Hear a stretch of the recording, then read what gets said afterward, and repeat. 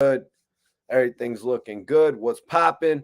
I'm just letting everybody know we're getting the live podcast started. Let me get my audio situated. I need everybody watching me right now on Instagram to head over. Everybody on Instagram, hit the link in my bio and head over to my YouTube channel. We are going live right now. I'll see y'all over there, man. Hit the link in my bio, Corleone. Everybody in here, hit the link in my bio. I'll see y'all over there. YouTube channel. We are going live right now. I'll see y'all over there, man. Okay, cool. Audio is situated.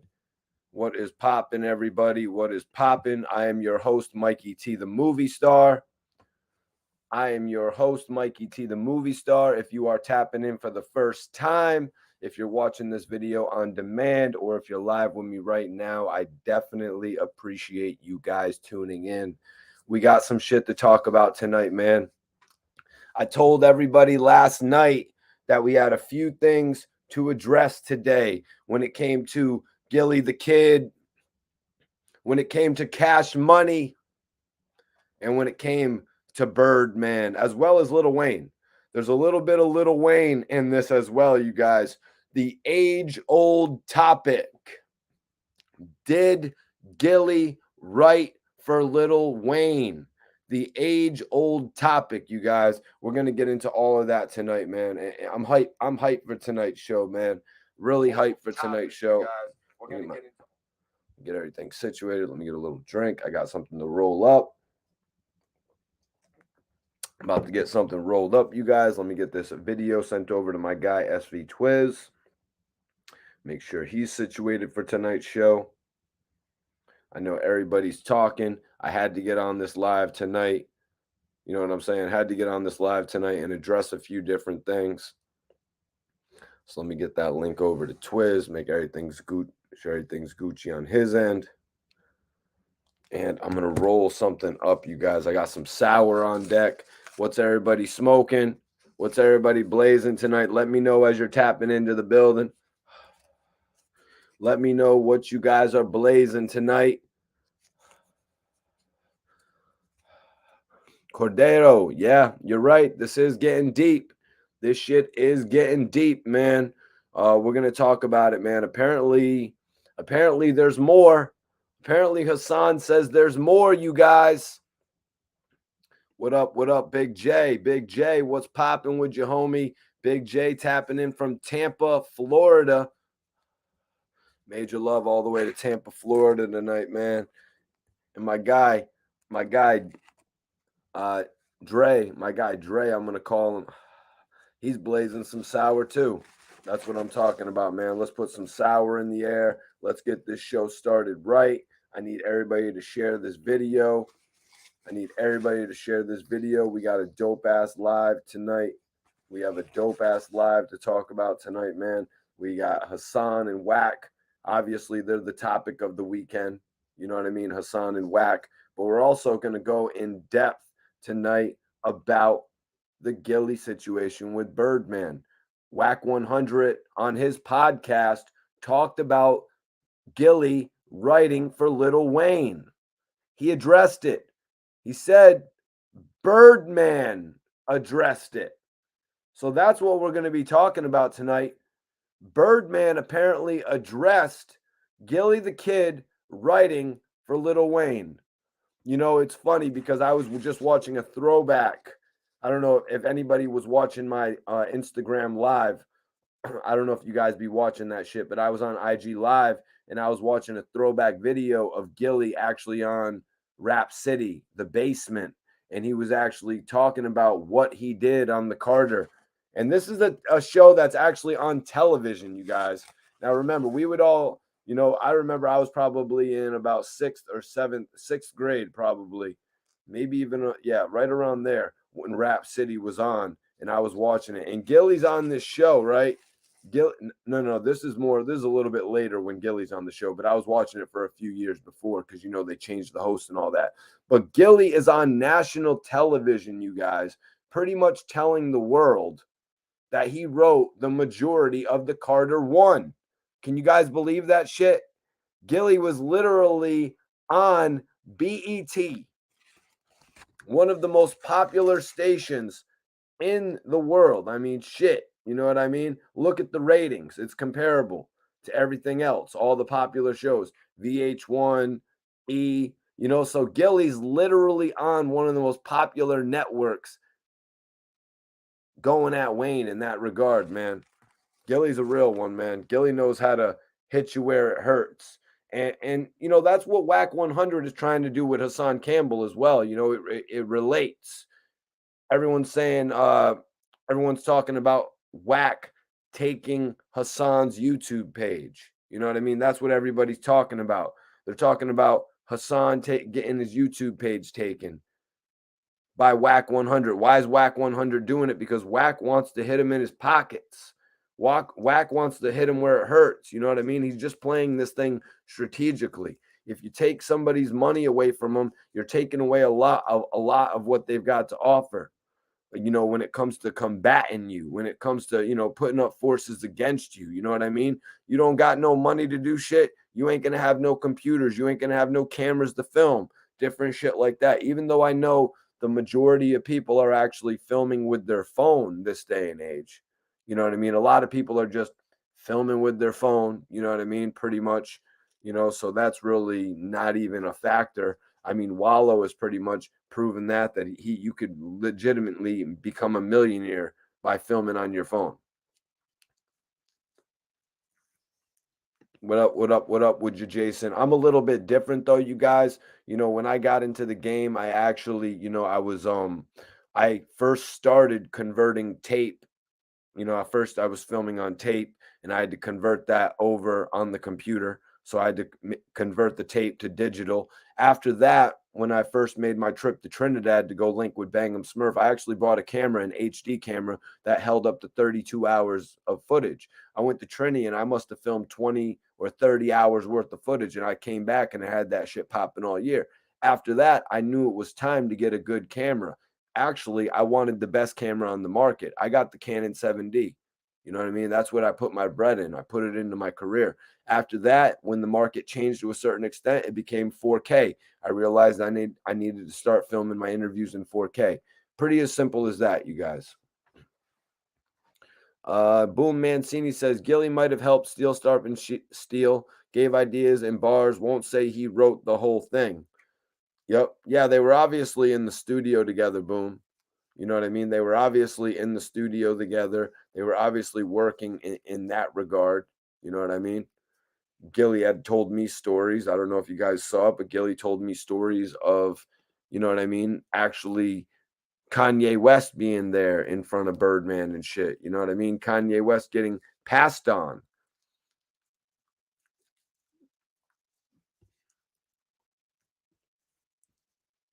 Yep. Facts, Bobby. Major salute, 99th Ghost. Major salute to you for tapping in. Exotic, appreciate you for tapping in tonight. Appreciate everybody sharing this video. Major love to everybody tapping in tonight, man. We got some shit to talk about. We got some shit to talk about tonight, you guys. Mac, what's popping with you, bro? Is it Mock or is it Mac? Let me know, brother. Appreciate you for tapping in regardless. Appreciate everybody tapping in. Hope y'all is rolling up something. Hope y'all is sipping something nice. I got some sour twisting right now. Twisting up some bud, as Max B would say. Sorry, you guys. I was trying to get this thing twisted up so I can get smoking, you know what I'm saying? Really should have had that twisted before the show, but I was running around grabbing some shit before the show, man. Y'all can let me know what you're smoking. My guy 99 Goat says he's smoking on some of that marshmallow OG. I would love to get my hands on something called some marshmallow OG, man. God damn. We never get no good shit like that over here in Connecticut. You know what I mean? We don't really get that type of shit over here, man. But I mean, I can't complain. I'm blazing on some good ass sour. You know what I mean? If anybody really cares, I'm blazing on some good ass sour, 21%. So I really can't complain, man.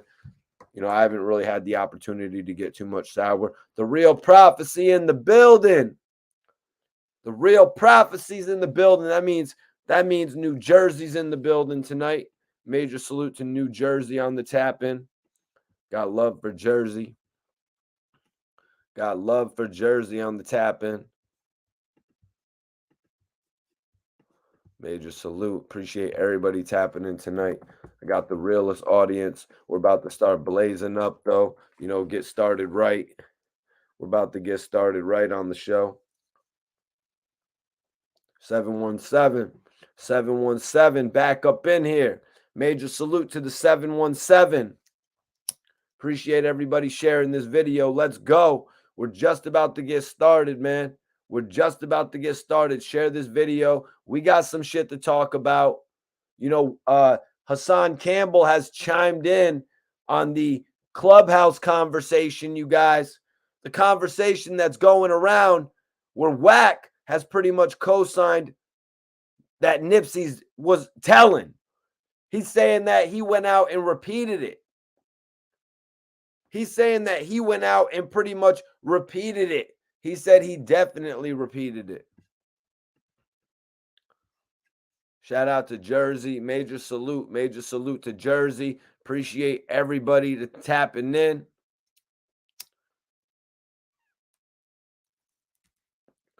I'm putting some sour in the air. Let me know what y'all are smoking on, man. You know who I am. I'm your host, Mikey T, the movie star. We've got some shit to talk about tonight, man. We are going to be uncensored tonight, you guys. We are going to be uncensored. This is something that I never really got to ask Gillie about in an interview. You know what I mean? But Gillie being one of the most popular people in the whole, you know, the whole podcasting network, he's going to be asked everything. You know what I mean? He's going to be asked everything. You know what I mean? To a certain extent. I mean, you're not going to get these type of questions on the Mike Tyson podcast. You know what I mean? But you're going to get it on them, these, you know, these different type of podcasts that like to push all the rumor. They like to push the rumor mill. When you get that podcast that likes to push the rumor mill, you're going to be brought up with the old questions of, was Gillie writing for Lil Wayne? And then take it a step further, you guys. Let's take it a step further than that. Wack 100 actually asking Birdman, why did you drop Gillie the Kid? Birdman and Wack 100 talking about Lil Wayne and Gillie, their relationship. Did Gillie write for Lil Wayne? That was one of their topics of conversation. I mean, shit. You know, I thought when you were homies with somebody, you really didn't violate them like that to ask about their personal business. But, you know, maybe Wack has an out. Maybe Wack has an out, you guys, because Wack was telling Gil and Wallo that he was looking into buying Gillie's publishing back. So maybe Wack has an out, you guys. Maybe Wack has an out in regard to that whole situation. He could be like, yo, man, I was checking the temperature. You know what I mean? Because at this very point in time, and I'm not sure if it all matters too much, you guys, but Gillie and Wack are following each other on Instagram at this current time. You know what I mean? At this current time, Gillie just did the interview with Taxstone. A lot of people were in the chat wondering if that interview was going to address Wack 100. A lot of people are pretty much wondering when Gillie is going to address Wack 100. If Gillie is going to address Wack 100, you know what I mean? Or maybe Gillie will just continue in doing what he's doing. I need everybody to share this video, man. I'm your host, Mikey T, the movie star. Appreciate everybody for tapping in. Tonight's video is fitting to be more lit than last night's video, you guys. Tonight's video, it's going down because tonight's video comes with a little bit of confirmation. Oh, shit. I didn't even notice my dude SV Twizz is tapping in. Twizz, just give me the thumbs up when you're ready to go, my brother. Whoa, Zex, what's popping, man? Appreciate you for tapping in. Appreciate you for tapping in, bro. As soon as my co-host SV Twizz gives me that thumbs up, I'm going to bring him in. It looks like he's got a little new type of set popping behind him. All right. Salute. Mikey T, what's good, bro? What's good? Shout out to the chat, SV. man. SV Twizz. What's poppin', Twizz? I want you to check out Tyson Garcia's new picture. New picture alert. Okay. We see you, Tyson. Why? Because this, Twizz, this is the people's channel. Facts. Shout out to SV Twizz. That's coming right from Cali. That's coming right from Cali, or as Twizz says, Cali. Ghost, you know how we carry it, man. Much respect. Salute to you. Salute, boom in the building. What's good? Let's get it, y'all. Much love and respect to everybody, man. Major salute. Showing what's good. Okay, there we go. We got a share this video, everybody. We turning it up. Shout out. Appreciate you, bro.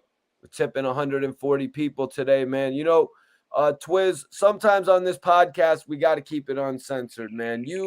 Yesterday, you had started to talk about briefly why Gilly and Cash Money were there getting the jerseys. They said they were going to the malls to get the jerseys. Wack 100 actually brought up what happened at that mall. He brought up Gilly running into Beanie Siegel at that mall. Do you know what mall this is in question, Twizz? It wasn't a mall. It was on South Street. Okay. So it's like they're just calling it a mall. Outdoor stores. Yeah, it's like a strip with a bunch of stores. The same place you slide to when you go to get like a gem steak. That's all South Street. Salute, Chase Moolah. Appreciate you, Chase. Damn. But keep on going. Salute, Tanya. Appreciate you. You know where you went. You know when you go slide up the gyms. That's South Street. Oh, Jim's is on. Yeah, Jim's is busy as hell. There's almost like no parking out there. Yeah, and you know that whole strip, like it's just a bunch of stores. Yes, the parking is crazy, and that used to be a lit spot back in the day for like people from the streets. It's still jump out there, but it's a lot more tourists nowadays. But back then, it was a thing. Like, so it was kind of common back then, Twizz, for a couple big rappers to be out there. Facts. You were bumping the people like Beans, you know, the lit rappers, Gillie and them, the figures, because they had all the exclusive stores, whatever you wanted to get out there. Okay. All right. So tell me, man, why did, aside from the jewelry, the jerseys, the Mitchell and Ness jerseys, why would Gilly want to bring them out to that strip? You know what I mean? Would they all be walking together like they were in South Beach or something like that? Yeah, that's like, especially coming from out of town, Philly don't really got too many, like we got to go to the outskirts, like you slid up to like King of Prussia Mall and stuff like that. You mainly got to go like to the outskirts of Philly to really get exclusive stores, unless you going to like like Saks or something like that back, back City Line or something. But facts. Bobby Digital Twizz. Bobby Digital says Jim's is 4th and South. Facts. I used to live on Catherine, right around the corner. Are you familiar? Facts. That's South Philly. Major shout out to the P. Appreciate XO King. I appreciate everybody else tapping into this live video tonight, man. SV Twizz and Mikey T, the movie star. Tonight we're covering something that we never really spoke on. We're covering something that Gilly never really spoke on. So, Twizz, I want to ask you, what do you make of Wack 100 actually going to Birdman, asking him, what happened with you and Gilly? Why did you drop Gilly from Cash Money? I think Wack has an out. I think he has an out, Twizz, in saying, yo, Gil, I was talking to Birdman about you because I'm trying to buy your publishing back. That's what he's been the narrative that he's been pushing. Yeah, that's crazy. I heard him speaking on that a few times, and telling Gilly, and Gilly pretty much laughed it off. You know what I mean? So it's crazy that it seemed like, it was a joking matter to me. Even Gil was like, you can have him, it ain't worth nothing. You know what I mean? Yep. I didn't mean to cut you off, but he never really put nothing out while he was on Cash Money, it was mainly like, being around them, and they was like reflecting bars and styles off of each other. Major salute, major salute. Philly's in the building. Salute, Philly's in the salute. building. So yeah, man, we got some shit to talk about tonight. I definitely appreciate everybody for tapping in. Yesterday, Wack 100 had pretty much confirmed. He pretty much confirmed that in circles they're saying Nipsey Hussle is a rat, and he also said that he has repeated it. He has gone on to repeat that. But now today, Hassan Campbell also confirms that he has recordings. Twizz, he actually has audio recordings of Wack 100 calling Nipsey Hussle a rat, man. I wouldn't put it past him from what we heard so far. You know what I mean? He had a lot to say, so I wouldn't be surprised hearing him say that. You know what I mean? Hell yeah, man. We got 320 people in here right now. I need y'all to share this video. Shout out to everybody in the chat, man. That's SV Twizz right there. That's my co-host. If you're watching us for the first time, 350 people. This bitch is jumping. Why? Because we're talking about the hot topics. We're talking about it in ways that none of the other bloggers are talking about it, Twizz. You know Absolutely. what I mean? We're going to break it all the way down. We're going to, tear it apart and get into it like we do. Hell yeah. Hassan Campbell is tearing the internet up right now. Wack 100 was tearing the internet up a few weeks ago, but now he's kind of looking bad, Twizz. Yeah, well, he the clubhouse champion. Hassan always been loose in the YouTube streets. You know what I mean? Yep. So we got two people from two different divisions coming at each other pretty much. Facts, two different galaxies. They going at each other. Appreciate everybody for tapping in. Go ahead and share this video. Let's get this bitch up to 500 people tonight. We keep it real out here. So we're gonna talk about Gilly, man. We're gonna talk about Gilly. We're gonna talk about what Wack 100 had to say, and we're gonna talk about also how Hassan responded to it, you guys. So let me just get to it here. Appreciate everybody for tapping in, though, for real.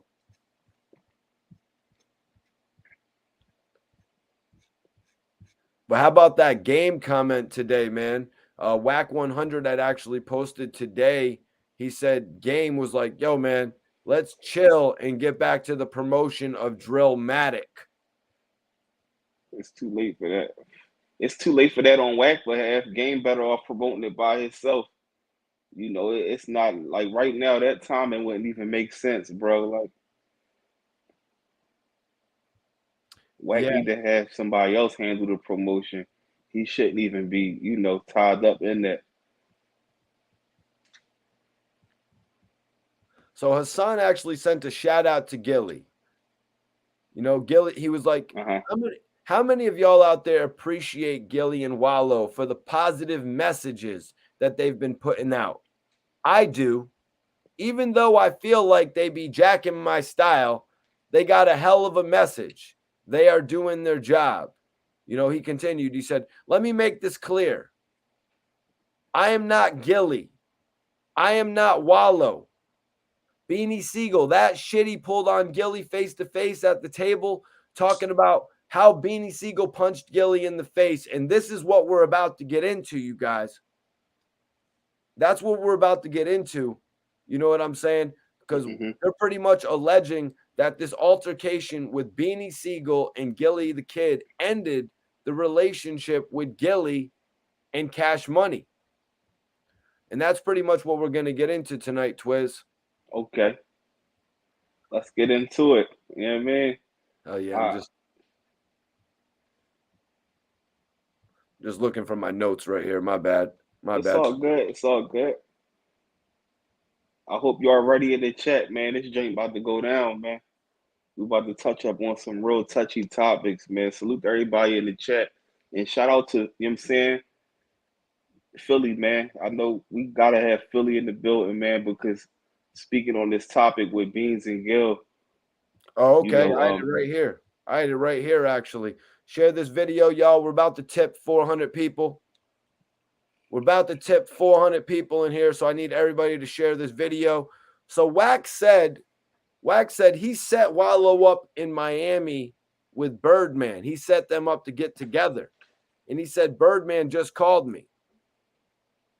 Birdman just called me. And he was kind of telling him, he's like, you want me to call Birdman? You want me to call Birdman right now and talk about the play that I set up for you and Wallo? And Gilly's like, call him then. Nobody cares about you calling Birdman. Nobody cares about you calling Birdman, is what Gilly said. But what do you think about that, man? Wack was like, Stunna told me that he addressed Gilly talking about he wrote for Lil Wayne. That's what we're about to get into tonight. Share this video, everybody. We're up to 430 people. Let's get 500 people in here. So what do you think about that, man? Gilly saying, call him. Nobody cares about you calling Birdman, but I think we all know, Twizz, a phone call with Gilly and Birdman would break the internet. It will break the internet. I think he getting back at him because they did the joint with Suge, man. You know, they did that joint with Suge and that aired Wack out. So that was his way of retaliation right there. His way of retaliation was to bring them on his podcast and attempt to embarrass them, Twizz? Yeah, because they embarrassed him on their podcast. Even though he tried to laugh it off and play it off like he was cool, he was salty because you got somebody, Suge, that we know that Wack worked under him. Right. And Suge said what he said about it. So the people going to look at it like it got to be somewhat accurate. You know what I mean? There we go. 500 people. So Wack said, Stunna told me that he addressed Gilly, talking about he wrote for Lil Wayne. And listen, everybody watching right now, if you're not subscribed to the channel, I want you to subscribe to the channel right now. I'm Mikey T, the movie star. This is my co-host, SV Twizz. I'm from Connecticut. Twizz is from Philly. Just if anybody watching this does not know who we are, I'm Mikey T, the movie star. That's SV Twizz. You want to introduce yourself to the people, Twizz? Yeah, man. SV Twizz, man, the Hood Blogger on YouTube at the Hood Blogger, man. You know, make sure y'all stay tuned in, man. This Report Card Radio Live Familiar, man. You know, we about to really get this drink about to get crazy tonight, man. So I hope you are ready for it.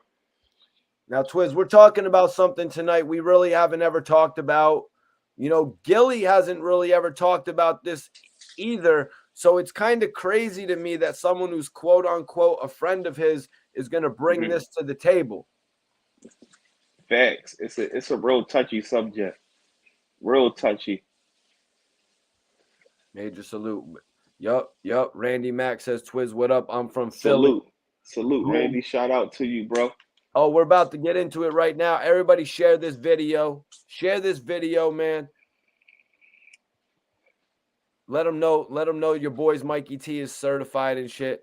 They're gonna be like, how's Mikey T certified? Let me show y'all a little something.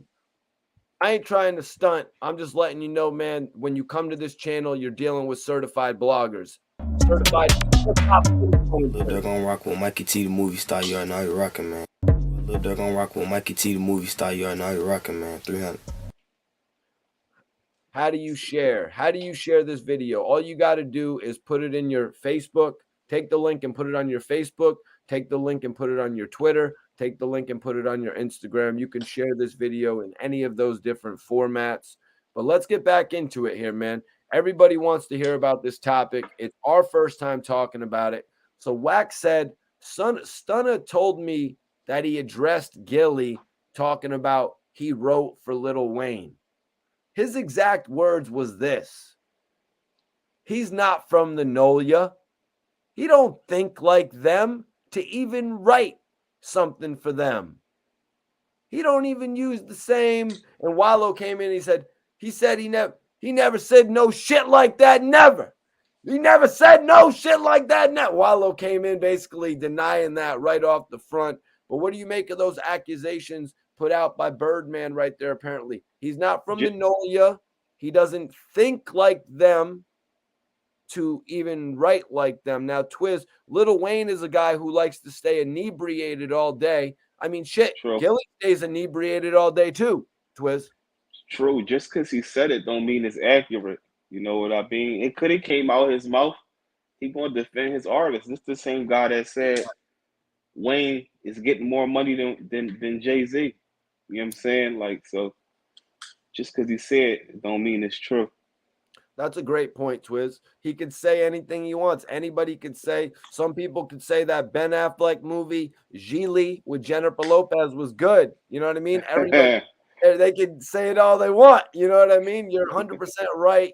That's why I got SV Twizz here, you guys. You know what I'm saying? If you guys aren't subscribed to the channel, if you don't watch us on a regular basis, make sure you tap in. Make sure you hit that subscribe so you tap in and see us on a regular basis, man. And yes, you know I got something rolled up. I had a little drink of Henny tonight. Twizz, what do you say tonight? Yeah, I'm a little amped up tonight, Twizz. This a little something my wife mixed up, man. It's like peach Ciroc, some peach snaps in that joint and something else. So this joint got me floating for the Sunday night. Shout out to my wife, man. Major salute to Twizz's wife. And also, we got 600 people in here. We just tipped 600 people, Twizz. I want to send congratulations to Twizz for his newborn child. Twizz, appreciate you. How old, Twizz? How old? And can you share your new child's name with everybody watching? He's 2 months, and you know his name is Zayd. I appreciate it. Hell yeah, bro. That's amazing, man. Because I know a lot of people were here, wished you a congratulations when he was born. Definitely. You know, we did it raw and uncut. Mikey, I'm in the hospital with it while my wife was on it. That's what Twizz does on his channel, you guys. The Hood Blogger. All you got to do is type in the Hood Blogger on YouTube to see his channel. He'll do real shit, like actually go onto the streets of Kensington, like they just. It was a whole viral video of that. But yo, I hope wifey ain't watching this. She might be, Twizz. Mozzie saying she's trying to have you ready with that peach Ciroc, man.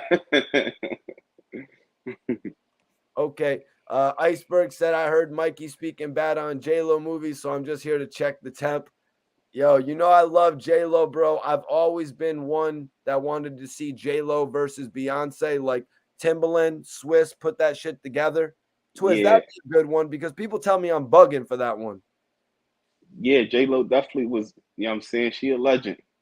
Appreciate it. I appreciate the love. For everybody watching that doesn't know Appreciate you. For everybody watching that doesn't know Twizz, maybe you could just put them up on game if you even want to. You know what I mean? Like give them a little bit of. You do. I know you keep it real on your channel. But congratulations, Twizz. Is this your firstborn? Exotic, one of our new subscribers said. I appreciate you, Exotic. Actually, it's our fifth. You know what I mean? But you know, every time it's a blessing. It always feel like the first time again. Appreciate you, Bobby Digital. Thanks. I appreciate everybody, man. Major salute to everybody sending Twizz that appreciation. That's genuine love. Appreciate y'all. Like he said, he welcomed his child in 2 months ago. We were actually live not too long after that. We're Twizz actually. Thanks. Yeah, man. CJ said, damn, Twizz going to work. Devon says, I want to see Lil Wayne versus Jay-Z. That would be good. Tyson says this, Twizz. Did Birdman say that, or did Wack relay that BS? Wack relayed it, but we also got to look at it like this. Birdman is basically his boss. So for him to bring Birdman name up, obviously he probably did say it. You know what I mean? But we got to remember, y'all, this is 60 years later, bro. Like, you know what I mean? Like, this is a long time. Like, it's been a long time since Gil wasn't with them. Yeah, it's literally maybe almost, I don't know, 16 or 17, 18 years. Facts.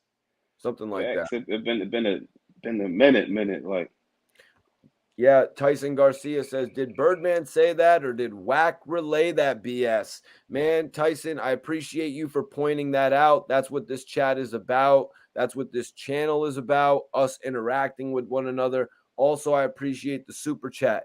Now, I just want to point out, what we were just talking about. Gilly linked up with Tony Draper. You know what I mean? Gillie went Texas and got his situation lit. And from there, he actually got a much more grand situation, Twizz, with Cash Money, to where I think the majority of the general public thought he was going to go ahead and release his debut album there. Am I too far off? No, you know, you're not too far off. That sound about right. Yeah. Definitely. Just how I looked at it from a fan perspective. You know what I mean? Definitely. Much love, Twizz. Congratulations. Appreciate you. Man, appreciate it. So many new Appreciate people the love. Here, Twizz. So many new people just tapped in, Twizz. People don't even know what they're congratulating you for anymore, bro. Chase Moolah. Appreciate everybody, man. Appreciate the love. No, bullshit, Jeremy. Is that real? I've been trying to have China Mac on the channel. Let me send this to China Mac. Let me see if China Mac is available. But we're going to get right back into this because we're not done with this shit right here. There's a lot more. There's a lot more here.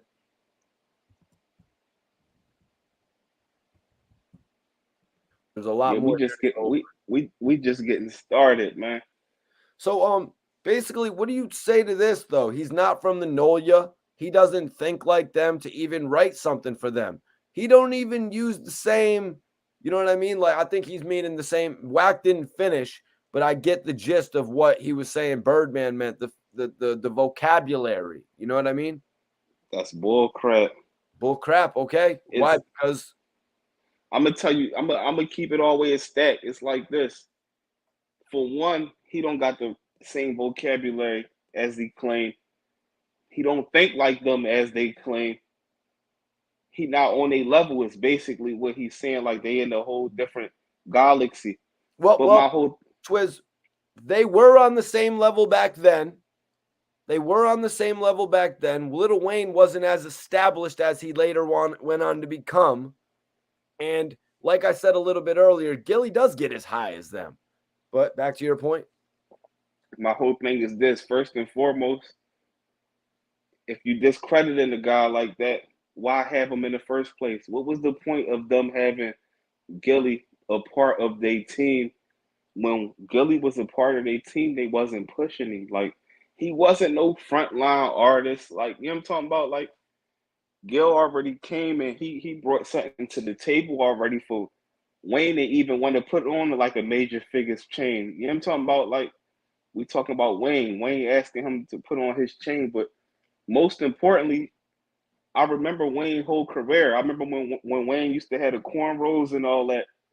He rapped different. He rapped different before Gil was around.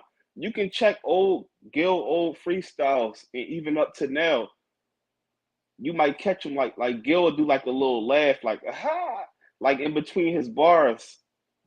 Wayne does that now, bro. You can listen to Carter 3, all that stuff, bro. All that little stretched out laugh in between the bars, you know, just his style of rap pattern change. You know, one thing for sure, two things for certain. All of the greats, they sat in studios with people and had people bounce off of them. You know what I mean? Did Gillie sit up there and specifically write a whole verse for him? Probably not. You know what I mean? He probably didn't write a whole verse, but he added a different style to the flow. And he was probably like, you know what, say that like this. Like, one thing about Gil always had like a different energy. You know what I'm talking about? Like Gil energy is priceless, bro. You know what I mean? And it's no different than like somebody can ghostwrite for Drake. What's happening? Somebody can ghostwrite for Drake, and it sounds great coming from Drake, but the person that's ghostwriting it might not even sound as great if they delivered it. That's the thing with ghostwriters. It's a little bit different because back then, you know, it's a little bit different ghostwriting for Drake now, giving Drake an example now, or whatever the actual term, you know, a reference track now.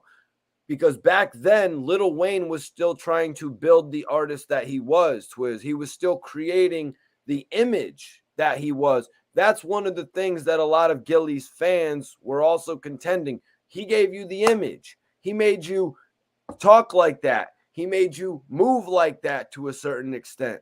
You know, a lot of people noticed a major switch in Lil Wayne. You know, like that's why I say that. Absolutely. I sat through and witnessed it. There was a point in time where Cash Money was about to be over, when Juvie left and BG was gone and Turk got locked up. Manny Fresh left. You know what I mean? Lil Wayne was the last hope of Cash Money, bro. And it Facts. just so happened that, you know, he worked out. I don't know if from the sounds of it, with the, you know, getting the little shit here and there from different artists, you know, it kind of sounds like Birdman pulled a little bit of a Kanye West, bringing in all these different people to work in the studio. Facts. I mean, like I said, they signed Gil. I remember when Gil got signed to him, he wore that with pride, bro. Like, he wore it through the streets of Philly with pride. Like, he stood on it, but it was never nothing released for him. So obviously, Gil was doing something behind them scenes. And listen, we could break it down like this, bro. Like, they do, like Wack talking crazy, bro. Wack did it too. He did it. Wack and Game did the same thing with a Philly artist. Yep, people are co-signing it. Lil Wayne definitely carried Cash Money after the team fell off. Yeah, but there was a big chance that Lil Wayne was going to flop. That's the thing. There was a big chance that Lil Wayne was going to flop. And let's be real, even the Carter 2 didn't bring Lil Wayne to the height that he was looking for. It was all those mixtapes, Twizz. Yeah, It was facts. all those mixtapes, man. The mixtapes was crazy. And then once the Carter 3 hit, that's when he hit a new galaxy. Like, it was just over after that, album-wise. That's why Young Money became a thing. Yeah, a lot of guys were going to be signed to Young Money. I need everybody to share this video, man. We're at 630 people. We're at 655 people. Everybody share this joint. Let them know Mikey T, the movie star, is back. The guy who interviewed Lil Wayne, Rick Ross, French Montana, Yo Gotti. I'm back to take over the internet. I'm back to destroy all these other bloggers. All these other bloggers, they're food. These bloggers are food, Twizz. You know what I'm saying? I'm taking over. Put them on a plate, huh? Put them on a plate. Let me put these dudes on a plate, man. I'm about to serve these dudes up.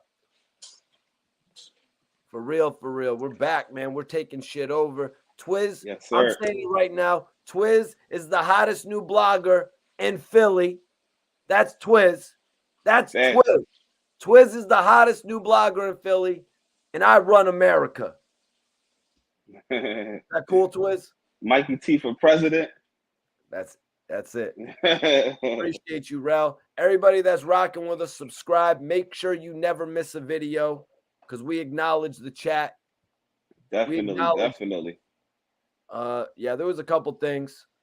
There was a couple different things in here I wanted to ask you about, Twizz, but we'll just get back to it here, man. So Wack replied after Wallo said he never said no shit like that. Wack replied, he said you edited it out, bro. He said you edited it out, bro. Because you my homeboy, I'm not going to say why he stopped effing with you. So, Twizz, right there, you edited it out. Wallo had an interview with Birdman, didn't he? Facts. He did. Do you think Where's Wallo? Portion? Yep, the Where's Wallo show. Wallow's secondary show. Well, that's the show that he, you know, because Wallo was doing all the viral videos on Instagram. Then he created a YouTube page. But do you think there could be any accuracy to that, Twizz? Did you watch the Wallo interview with Birdman close enough to notice there was an edit? Yeah, I saw it. I mean, I didn't see. You couldn't tell it was no edit. I had to sit and watch the John again. Did he end it prematurely? Maybe did we? You know what I mean? We would have to really sit and watch that in full to notice what I'm talking about. I don't think he ended it prematurely. I think he ended it off like anything. Yeah, I think he ended it off properly, like where it was like, you know, thanks for coming on the show type of time. You know what I mean? Most likely that joint was somewhere in the middle, if that's a fact. Facts. Legendary Carter 3 is when Wayne, he was comfortable with it. He had his feet sitting out the Tesla. You know what I mean? Like he found his way all the way. Yep. Randy Mack say, yeah, Twizz was brave as hell going through Kensington, aka Zombieland. He must have Facts. checked out a few of your videos or something, Twizz, to see that on the Hood Facts. Blogger YouTube channel. Yeah, facts. Yeah, man. You know, I was running through there nighttime and all that, man. It was lives through night, middle of the night, everything. So Twizz, you know what you need to actually, I'm gonna talk to you off the air about what you need to do okay. concept-wise for the YouTube page and shit, just to not throw everything off. Jay-Z for president. Yeah, president of Rock Nation. Post a poll, beloved. All right, let's get a poll rocking. We're gonna get a poll rocking, you guys. Did Gilly the Kid? We're gonna do a simple poll, you guys. Did Gilly the Kid write for Lil Wayne? That's a perfect poll.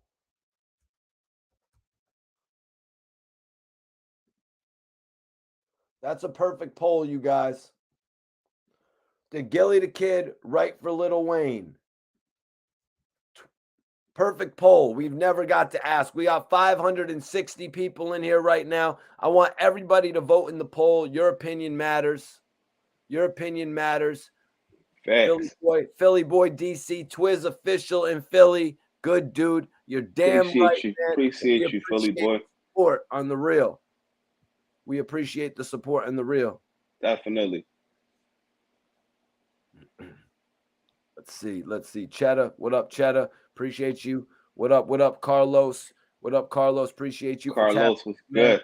Major salute to everybody watching, man. Let's see. Tyson says Gilly helped write for Lil Wayne, like Sci-Hi to Prince helped write for Kanye. Mm-hmm. I'm not really too sure what you mean about that, Tyson. Please get a little bit more descriptive about that. Get a little bit more descriptive about that. I want to know in the chat. This is one of the most talked about hip hop questions of all time. Well, at least since 2005, 2006, Twizz. Facts. What do y'all think in the chat? Did Lil Wayne get some lyrics from Gilly? Did Gilly the Kid write for Lil Wayne? Yes or no? Simple shit, man. Major salute, John Stone. Appreciate you for tapping in. Appreciate you. Much respect, bro. You know how we carry it. Salute my guy Twix. But let's see. All right, so let's see. So let's get into this. So Wack actually, he said you edited it out, bro. Because you my homeboy, I'm not going to say why he stopped effing with you. I'm not going to say why he stopped effing with you. Let me ask you, Gilly. Do you want to talk about that, Twizz? I'm not going to say why he stopped effing with you, Wallo, because I thought there were rumors of Cash Money East, but obviously it's $1 million worth of game records now. Yeah, let's get into it, man. We're going to get into it. You know it. You know, I'm going to keep it a stack, man, you know, without being biased or anything, bro. You know what I mean?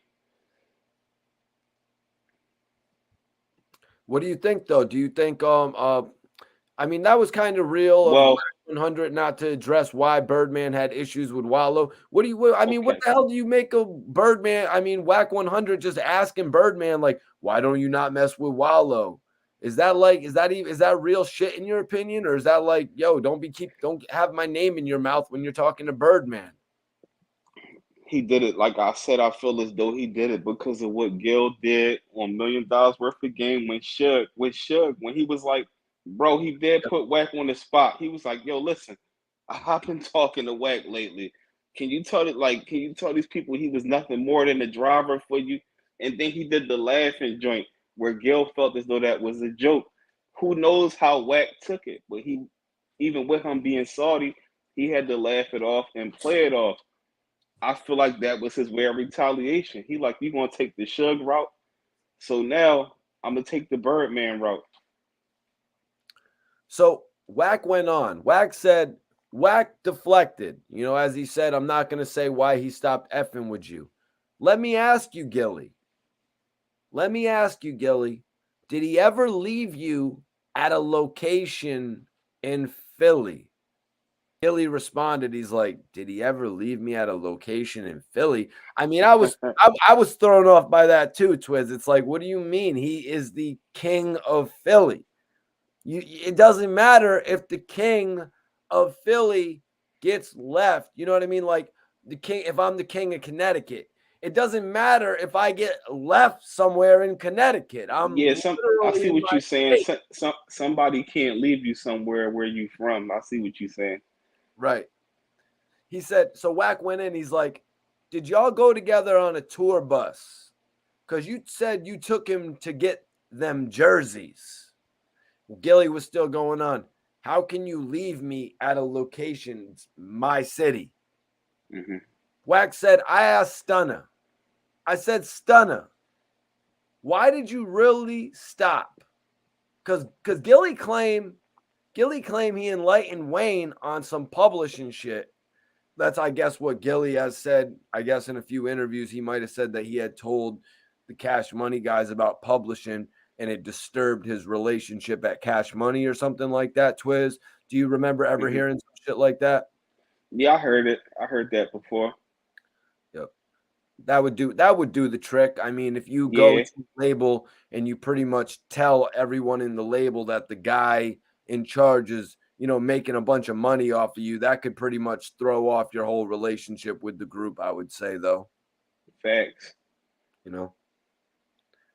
So he was like, he claims that he enlightened Wayne on the publishing, and that's why you got mad. Listen, Wack, Gilly kept telling us he wanted to take us to this spot in Philly. You remember that spot that you told me?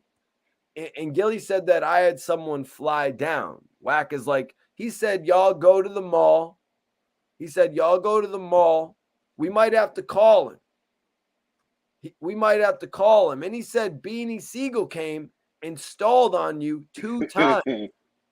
Wallo goes, and then because in the middle of this, Wallo's saying that he hadn't heard about this. But then he's like, and then he said Beanie Siegel came and he stalled on you 2 times. And Wallo's like, he ran. Gil ran. You know what I mean? Because that's a narrative that Wallo has actually pushed on various platforms. You know, the Breakfast Club, all over social media. They joke around about this. You know what I mean? But let's address that, man. Gilly said that he had somebody fly down. What is that in? Like, people would fly down, like what, designers or shit like that would fly down and sell shit on the South Street district or something, possibly. I don't know what he mean by fly down. Like, I know the story they talking about though with the jerseys. Everybody was going to Mitchell and Ness. Mitchell and Ness was that spot, and you know, as far as somebody flying down, I don't know what he mean by that reference. You know, I would have to imagine it's the person who was bringing the Mitchell and Nesses to the store on South Street.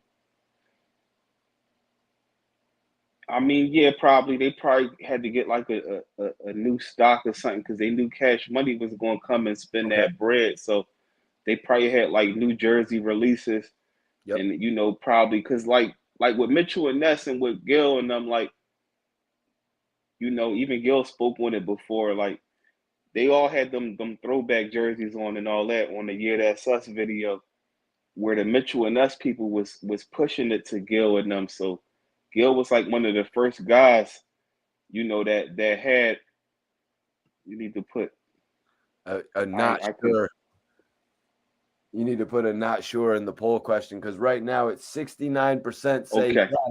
Everybody vote in the poll right now. Do you think Gilly wrote for Lil Wayne? Your opinion matters. I mean, it's been quite some time since Lil Wayne has really released music at this point. Facts. Bobby Digital says Gilly was the ghostwriter. Why not just effing say it? Like, keep it a bean. Most in the game done had at least one verse collaborated or fully wrote. I 100% agree with it. Like I said, what other point did they have for signing Gilly or even having him around them? They didn't push him as an artist. So, Twizz, let's get into this a little bit. So basically, Gilly's running around, everybody's got to know that Gilly's messing with Birdman at this point, right? Like Beanie Siegel Facts. obviously knew that he was messing with Birdman. Absolutely. Absolutely. So what was it about this point in time? You know, was it just the point in time that it was that would make somebody want to stall off on another person, even if you're in front of a major figure like Birdman? Well, at this point in time, like, it's Philly no different than no other hood around the world. If it's an issue, it's on site. At this point in time. It was a serious issue going on between major figures and Beans. I mean, between major figures and state property. Gil was the head guy of So all right, it's like this, bro. Gil was like the head guy of major figures. What do you mean, like the head guy, Twizz? I'm just saying he was the head guy. Was there another person in major figures that was the head guy? No, but they like what you gotta understand is what I'm trying to tell you is no, he was the head of major figures, but the major figures really had an issue with members in state property. Like it was real street stuff going on. Right, Gil, right. So basically, you know, without going into all that shit, Twizz, you know what I mean? Because I know everybody gets really touchy around that really, you know, soft topic, you know what I mean? Basically, I just want to talk about them running into each other and that's why and Beanie Siegel actually going into it in front of Birdman and shit like that. Facts, and that's what I'm trying to explain to you. Beans was the head guy of state property, you know, allegedly, even though some members don't agree with that. They argued on it. They argued on a radio show on Cosmic Kev. It was a big argument between both groups. But Gil and Beans was the main guys going at it with each other. So allegedly, that was the first time Beans and Gil ran into each other after that argument they had on the radio show. So that's what that was. Oh shit, that's crazy. That's crazy. So Beanie Siegel pretty much, do you think he was like, he just kind of wanted to embarrass Gilly in front of Birdman to a certain extent, or that would really, it just didn't really matter? Beans didn't care about Birdman. He was signed with Jay-Z. Like Birdman wasn't who Birdman is today. Like all he had was Cash Money. It wasn't Young Money. It wasn't those Drakes and Nicki Minaj's. Like Beans and them Beans was riding through the city in the Maserati. Like, you know what I mean? It was still wavy as hell though, Twizz. You know, they had the Juveniles and the BGs. Yeah, but it don't count when you signed off. So it looked like that to the people, but you know, somebody like Beans and them, they was already like, we made it, bro. Like well, hold on. Let's let's talk about that right there, man. So basically, I'm wondering, did it look better when Gilly was signed with Cash Money, or did it look better when Meek Mill was signed with Maybach Music? You know what I mean? It had to have looked bigger when Gilly was signed to Cash Money because of the fact that MMG was still an emerging label at that point. It looked bigger when Gil did it, definitely, because of the timing. Like the timing at that point out Philly, it was only certain people that made it, even people around the world. At the time when Meek got signed with MMG, that's the time where people was becoming famous overnight. Like back then, you really had to build up your stock back then and really get in with a label. You know what I mean? So the timing was different back then. Yeah, I'm about to put up another poll. You guys definitely appreciate everybody voting in that one. Kenny Mac says, go listen to Gilly and Lil Wayne Lil Wayne song called Pop That Trunk. It's on YouTube, and you will see Gilly never wrote shit for Wayne. Damn, Kenny, I didn't see that comment going that way, Twizz. Did you? I mean, you know, everybody got they own opinions, but like I said, I don't think that Gil was sitting here writing full verses, but I know for a fact he helped change Wayne's style of rapping. If you know, depending on your age, if you understand and you remember when Wayne was first came out, when he was that young boy with the cornrows, and then you see when Gil came around him, you will notice his style of changing. I'm not sitting up here saying he wrote songs for him or nothing, but changed his style up, yeah, definitely. I hear you, man. I hear you, bro. Shit like that changes you. Being around. I moved to Florida. Absolutely. I moved to Florida for 5 years. You know what I mean? I just Facts. put up this poll, Twizz. Which was the best signing? Twizz, set it off for everybody in the chat. I want to know which was the best signing. We've got Gilly the Kid to Cash Money, Meek Mill to Maybach Music, and Beanie Siegel to Rockefeller Records. I answered that one for you, didn't I, Twizz? Yeah, it's Beanie Siegel. It's Beanie Siegel. Mozzie, who would you say? Who would you say? Name me a signing that we could go with from Philly outside of those four. All right. So let's get back into this here, man. So Wack continued. He said Beanie Siegel ran. He said he sunned him and grabbed him by his neck. So they came out. Like when this was going on, Cash Money actually came out. You know what I mean? But he also said that Beanie Siegel ran after the altercation. Do you believe that, Twizz? Like he just didn't want to get taken in by security and arrested, I would assume. Yeah, who knows, man? Who knows? Like this day and time, like it definitely wasn't no social media, nothing. Everybody out the city of Philly heard about it. You know, as far as it being accurate or what exactly happened, only the guys that was there knew about it. You know what I mean? Even at that time, Wallo wasn't even there. Wallo was booked. You know what I mean? So he gonna go off of whatever he heard from his inner camp. So Gil and Beans and whoever else was there really know what happened. So he said he sunned him, grabbed him by the neck, and this is Wack literally saying this to Gilly on his podcast, the 100 Show podcast, and it's like seriously, why would you be having this dude on your podcast to be talking about this shit? I guess he's thinking it's what's going to get him the most views, Twizz. Probably true. You know, the controversy, the views, and Gil built that kind of relationship with him. Like I said, from doing that Shug joint, like he put himself in a position for Wack to play with him like that. Oh, okay, but because I was about to say, like, I built a relationship with Gilly as well, and I would never ask him no bullshit like that, Twizz. Yeah, but like I said, he did the Shug interview. I think without that, I don't think it might not have had led to that. Even though before, it's like they even when Wack was on a podcast before that, they had that type of energy with each other. They was joking, talking about Wack was talking about buying his masters and things of that nature. Right. So his masters. Yeah, his masters. exactly. Yep. So Wack continued. He said, so they come out like, hold on, we with Gilly. And they said he gave you a 2-piece, no biscuit. So that's the popular saying right there. I had to rewind that a couple times. I was like, hold on, what is this no biscuit thing?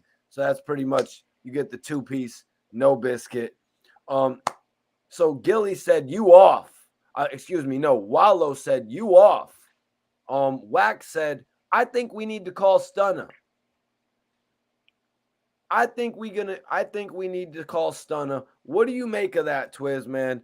Him calling Stunner right in front of Gilly's face, man. Gilly had earlier said he didn't really care about it, but he keeps putting this shit in Gilly's face like he's going to call Stunner.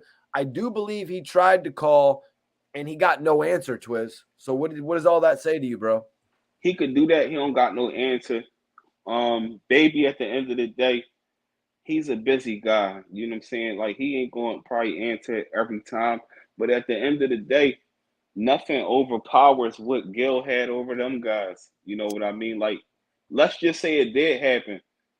Bean's like a 300-pound guy. Gil like 160 pounds soaking wet, bro.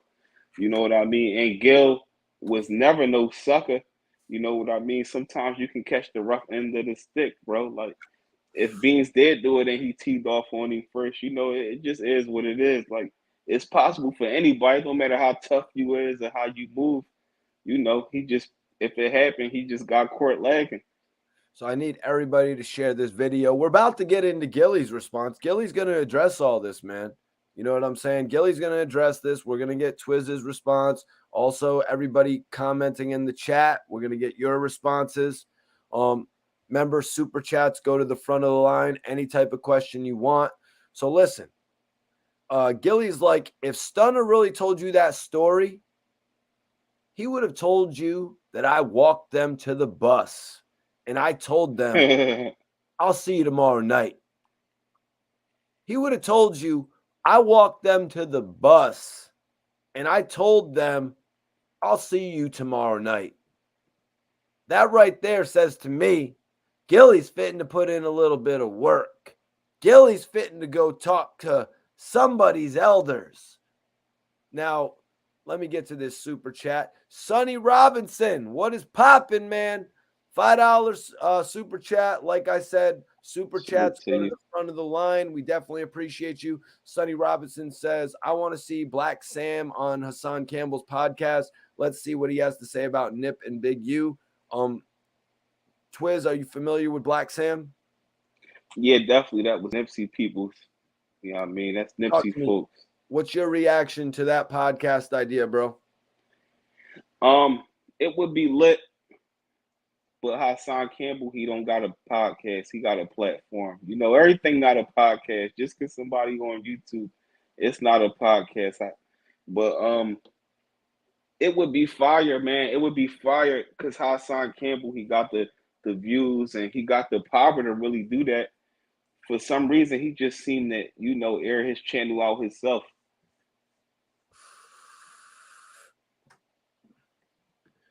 Bobby Digital says, Wack believe that's Gilly's weak point. Real talk. Gilly don't care. He's getting money. Yeah, Bobby's saying that pretty much him bringing up this story of Beanie Siegel, he's saying that's pretty much Gilly's only weak point, Twizz. I mean, yeah, maybe aside from his record deal, and I got all the love in the world for Gilly. You know what I mean? But the record deal with E1, maybe some people will try to clown him on his record deal with E1 because in reality, Gilly should have signed a major deal with somebody like a Jay-Z, a Rockefeller, a 50 Cent, an Interscope. We all know that's what Gilly had. But a lot of those people in this industry, Twizz, they've suffered so many losses, you know what I mean, that I just don't think they really wanted to invest in Gilly like that. Look what they did to Max B, Twizz. They left Max B high and dry, and this dude was talented as hell. True, and Gil and the Figures, that was a mistake that they made as a group, but you live and you learn. You know, Jay-Z was going to sign them before it was a state property, before they created them beans and all of them, but they turned it down. You know what I mean? Yeah, it's kind of crazy, you know what I mean, to get offered was it 50,000 each or something like that? I think the number they're saying. I forgot the amount, but where it got tricky was Gil and them felt as though they knew what their worth was, but they didn't understand that if y'all would have signed with Jay-Z and them, y'all getting these y'all getting the same boost that state property got, where y'all getting features with Hove and them, like, you know, and it would have been a crazy movement.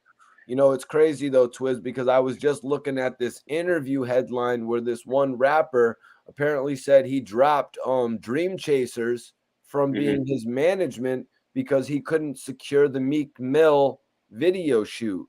And you know, that's kind of crazy to me. If you're on Dream Chasers management and you can't secure a feature with Meek Mill, it's like almost like, why are you there? But I've heard similar stories of artists having developmental deals with labels and not necessarily meeting the head of the label. Facts. That's a fact. But, you know, if you want to be a part of Dream Chasers, you're going to definitely want that, at least a guaranteed few features from Meek. You know what I mean? Like, that's everything right there. Salute, Stanley. You know how we carry it. Twizz, do you think if you put yourself in that position and you were an artist and you were signed to Dream Chasers and you weren't getting that Meek Mill feature, do you think maybe you would pack up and head out, or you think you just work hard? Hell yeah. You might pack up and head out? Hell yeah. Like, I would feel like for Dream Chasers to even come at me, you would see some type of potential. Sometimes you need that boost, bro. It's like Bleak with Jay-Z, or like you know, Sparks or somebody like that that wasn't 100% lyrical, might not have been, but you get them on the right feature, the right hook, it can work. You know what I mean? At least try it, bro. That's the least you can do, because Yeah. y'all accumulating the money for the label regardless, man. So everyone knows. All right. So Gilly got into it. Gilly said, if Stunner really told you this story, he would have told you, I walked them to the bus and I told them, I'll see you tomorrow night. Everyone knows Beanie tried to sneak me. And everybody knows Beanie tried to sneak me, and I looked at it like the Matrix. Everyone knows my slip game. Wack said he had never admitted this. If Beanie being Beanie back then got off, and Gilly said, if Beans caught me, I probably would have been laid out on South Strip. Gilly has a point right there. He has a point right there, Twizz. I mean, come on. If a dude's got you, not just any dude, you know what I mean? Because some dudes can get you with the two-piece, no biscuit, and then you're still going to be standing there. If Beanie Siegel gets you with the two-piece, no biscuit, are you really still standing there, Twizz? Yeah, I mean, I guess it depends how it connect. Like if it was a sneak John, that would be one thing, but he probably caught him with a two-piece, like he said, or you know what I'm saying, he probably slipped it. It looked different depending on what angle you is. And back then it's just shocking because people, they gonna see Beans and Gil, and you like, it's no secret, bro. Like Beans was punching on people back then. Like Beans was that type of guy. Dude. He was a wild dude, man. Yeah, like Beans was getting to it, but Gil wasn't no sucker either. But it's a big size difference. But yeah, I heard about it, but I didn't hear about Gilly getting knocked out. So he probably gave him a two-piece, but it was no coleslaw biscuits involved. You know what I'm talking about? Like, why? What happens when there's coleslaw and biscuits involved? That's when you're taking a nap. I mean, you out. Coleslaw, you out. Okay, man. That's when the refs start counting. I'm gonna serve you up with that extra coleslaw, you dig? Exactly. Yeah, that's what Twizz was saying, Bobby. Twizz was basically saying he was probably about 300 pounds back then. Facts. He was like 300, and Gil always been small. Gil maybe 165 to 155, right around the same weight as me, I would assume. Facts. But yeah, no, man, I'm rocking with Gil on this, man. You know what I'm saying? Gil said, if Beans caught me, I probably would have been laid out on South Strip. You know what I'm saying? Yeah, he would have. He would have been laid out on South Strip for sure. It's the reality of it. You got to learn how to let people talk, Wack. I don't know if you guys caught that part of the podcast, but Wack really just wasn't letting him talk. And Gilly said this. And, you know, Gilly and Wallo and Adam 22 and academics are all giving this guy an opportunity to sit with them. And he's really not letting the podcast work the way it should actually work, Twizz. Facts, man, facts. And at the end of the day, just like Wack talk about Cali politics, we talking about Philly politics. It was a lot of stuff involved in that stuff I'm not even going to touch up on. So it got real nasty behind the scenes with that whole situation. So it was like, bro, like one thing for sure, two things for certain. With Wack saying that, it don't discredit Gil, because Gil was never no sucker, bro. Like a sucker is a sucker. You know what I'm saying? Talking about, like, at the end of the day, it's like Gil was never no sucker, bro. Like, I'm gonna just keep it at that. Make him a sucker now. You know what I mean? Like, try to make him a sucker now. That's not how it's gonna work. You know what I mean? Gil's not gonna let that happen, because that's just not how it is. Especially with the level of fame that he has attained now. Twizz, this is what he's been working for that whole 20 years, 30 years he's been working. But why? I wonder why Wack pushes so much. Like, he ain't just get punched on by J-Rock, Nipsey, you know what I'm saying, security. Like, bro, you just got punched on, though. Like, you just got punched on. We ain't talking about no 15 years ago or nothing like that. And let's look at the reality of it, Twizz. He didn't even capitalize on this the right way. There's no video with him and Gilly talking about this that has 2 or 3 million views on it. That is the way he could have capitalized on it. And my whole thing is this, baby. Yo, Big Facts said the two-headed monster's always. Yes, sir. Salute. Big Factsville, my brother, man. You know how we carry it. And my whole thing is this. Wack saying that Baby and them stopped messing with Gil at this time, right? This is around the time when Wayne dropped the diss track. So if Wayne dropped the diss track, why wasn't those bars in any of his diss raps? Like, why did he put that in? That would have really went skyrocket at that time. He could have said, "We stopped messing with you," because you know he could have broke it down in a rap form, but he could have mentioned that. We talking about Beans that was lit at that time, and we talking about Gil. That would have caused controversy with Yeah, them. Lil Wayne didn't Nothing was, really. Lil Wayne didn't yeah, come at him like, "You're not like our style. You're out of the, facts. you're an outcast" type Yeah, shit. or Beans put hands on you. None of that was said, and Gil was airing them out, bro. Gil was airing them out on blogs and stuff like that. Like he was lifting the skirt up and exposing stuff that stuck with them guys for years, man. Major salute, Apex. So Facts. yeah, so let's get back into this. You got to learn how to let people talk, Wack. The reality of it is, if he caught me, he would have probably stretched me out. But my fight game is like Oscar De La Hoya in his prime. And I Facts. looked at that shit like the Matrix. Facts. Yeah, Facts. man. Yeah, man. What do you Okay, think of that, Mikey, I man? see that. What do you make of that, man? But my fight game is like Oscar De La Hoya in his prime. Why is he using Yeah. that as the example, Twizz? Well, he using that as an example because dealing with an opponent like Beanie Siegel, where he got over 100 pounds on you, you got to get in defense mode. Like Gil could punch you on Beans all he want. It would take an hour for him to put Beans on his back pockets. Like Beans will, It's you like a punch bear. Beans, yeah, you punch Beans in his prime, coming from a punch from Gilly. It's hard to knock Beans out from someone at that size limit. It But Twizz. It's like Leonardo DiCaprio versus the bear in The Revenant. If I'm not being disrespectful, I mean, I did yeah, interview Gilly about his action scene with Steven Seagal. You know what I mean? But it's yeah. kind of like, you know what I'm saying. But anyways, Twizz, what you were back So to? What you were so saying? so Gil probably used the Mayweather shoulder roll. You know what I'm saying? He rolled it off like like you know what I mean? He probably was walking out Mitchell and us. Sieg was probably coming down the street with that state prop butterscotch quilted jacket on with a state prop hat on, because that's how people carried it back then out Philly. And he probably tried, yeah, he probably tried to do him like he did the boy on Paper Soldiers. He probably thought he could knock him out and kick his face in and all that. But it wasn't, you What? know what I'm saying? It wasn't that, like, you know what I mean? It wasn't Man. that. See, that's what these rappers were doing back then, Twizz. They were literally Facts. living out the characters in their movies, like rest in peace, DMX. You know what I mean? Facts. Running through, driving around like he was actually an agent from Exit Wounds or some shit. You know what I mean?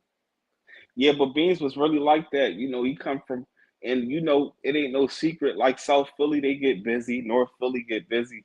So it's like, you know, South Philly, like they some fighters, bro. Like they fight and they catch wreck. You Tell know, the same thing with North.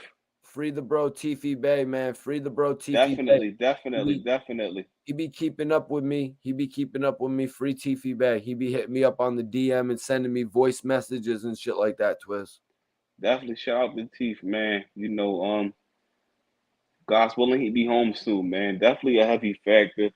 But Oh, you know, he Twizz, Randy Mack says, Twizz, tell him Gilly's from North and Beans is from South. So it was always tension with them. Does that play a factor in it? The fact that one's from North and one's from South? yeah, at that point in time, um, South Philly don't really mess with too many of people. Like they don't really mess with no other hoods. Like you can have like somebody from South Philly can have a genuine love.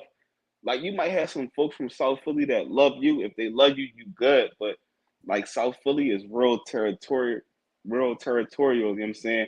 And South Philly and North Philly always had like an issue. Like, you know what I mean? It was always a love-hate thing. Like, Who's but got South more artists, Philly, Twizz? Who's who got got more more artists artists? that blew up? North. North, really? By South far? Philly, South Philly, all you got is Beans. Who else blew up? You got Teefy that did do for self. You know what I mean? But they was never no signed artists. It wasn't really too many signed artists that came from South Philly.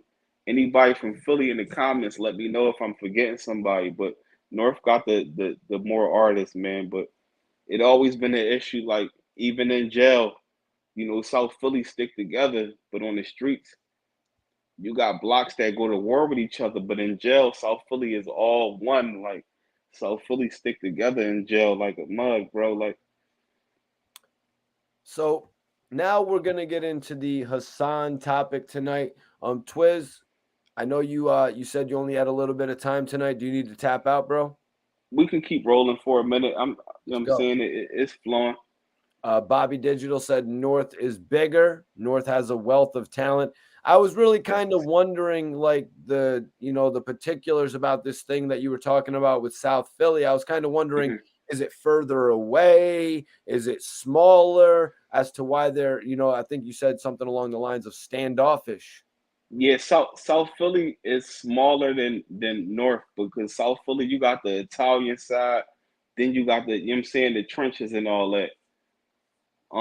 Reed rep Southwest, but he really before Southwest, what a lot of people don't know is he lived in Germantown before Southwest. He don't ever talk about that for some reason, but yeah, South Philly smaller, but South Philly always had like a grimy reputation where it's like you go out there like you got to be on point like the females and all that to get you set up and you know what I mean get your money took and all that. I ain't gonna get into details, but they always had that reputation.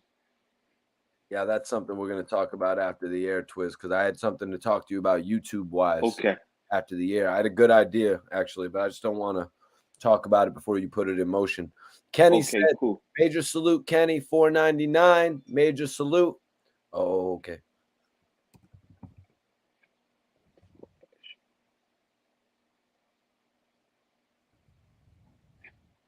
I agree. I mean, I agree. Like, I'm not gonna say that. Like, I feel like Gil is a star.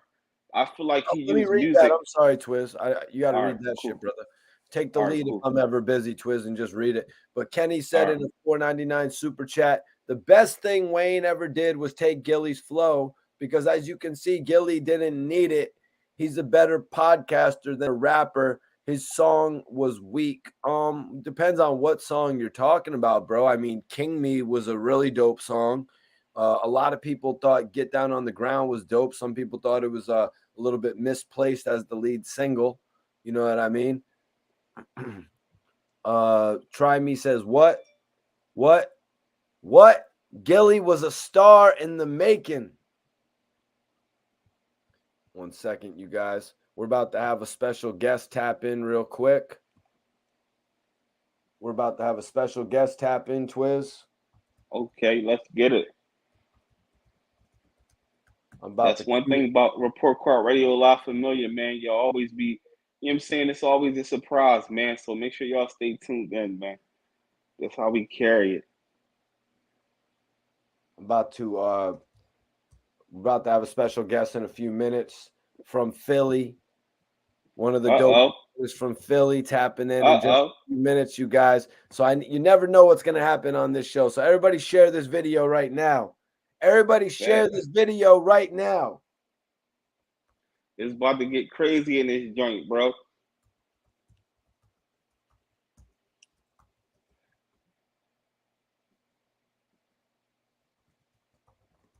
Just posting up in my just posting up a new joint to pin in the chat. Excuse me. All right, let's get back into this joint, Twizz. So Hassan Campbell actually spoke on 6ix9ine, bringing all them guys from Brooklyn to the interview on For the Record. And 6ix9ine, he said 6ix9ine keeps security just in case his dudes flip. Mm-hmm. You think Hassan's bugging when he says that, or do you think that's a legitimate claim that these dudes, the dude who was literally on the podcast and he was like, "We don't jack rats. We never jacked a rat before." Like, could they flip on him? Yeah, I feel sorry for them guys and that's around them and everything. I feel sorry for the whole situation. Definitely, man. Sunday the new Saturday. Yep. But it's like this, bro. Like they so desperate for money these days, they don't even care, bro. Yeah. Like my whole thing is this, bro. Like, you got these guys that surround this man, like, and people be talking like, oh, he's a kid, bro. He's a grown man, bro. He well aware of every move that he make. How comfortable can you feel being security for a guy? And I'm gonna call them security. They not professional security, but they securing him when he move. You know, he got to come to New York, so they putting their neck on the line. My whole thing is this: they coming out the club is an issue, and they go down, and they got to do something. How much faith do you have, bro? He already said he had to make a decision for him and his family. So y'all gonna put yourself on the line for crumbs, for whatever he feeding y'all, like giving y'all little Montclair jackets, and you can see these guys, they got hoodies on with watches. The watch don't even match what they got on. Like, the watch is more than they whole life. Twizz is taking a deeper look, you guys. You know, he's giving us a little bit further insight, but I will say, Twizz, those Montclair jackets, my guy, you know what I mean? I would have to imagine they're secondhand, unless, I mean, you know, there's Probably that not. one. You think they're walking up into the stores and purchasing them together? They You got 6'9". They got 6'9". Yeah. They got 6'9". You know what I'm talking about? Like he's gonna cover them because he is they are his, you know, that what you want to call it, like his reintroduction. He's gonna cover them because that's what I would do for you. That's what you would do for me. You know what I mean? But that's what a real person would do for somebody else. He wants to come off like that.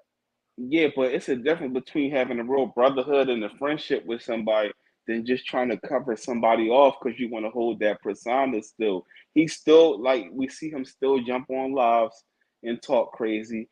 He still got that same mentality where at the end of the day, I feel like, you know, it's between a rock and a hard place. Like, but professional security, it costs more than having some guys from the project, some guys from the hood. You know what I mean? You can easily please guys that's not professional because they don't got a certain salary. You know what I mean? It's like, bro, we gonna get you loud, bro.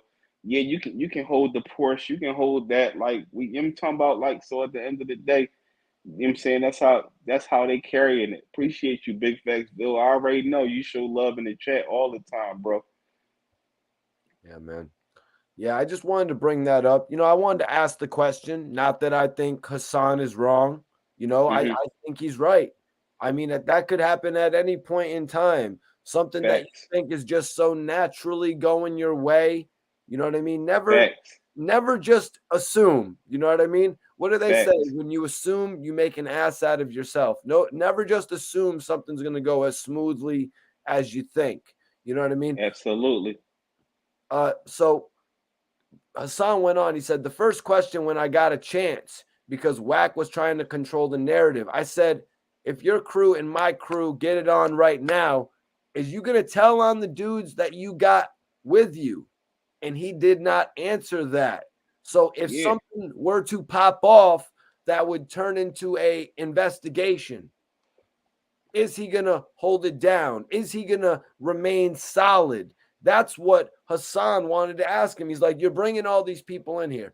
Hassan explained, he's like 6ix9ine was pretty much the one who was the most deep in there, is what he was saying, Twizz. Facts, because he got the biggest point to prove.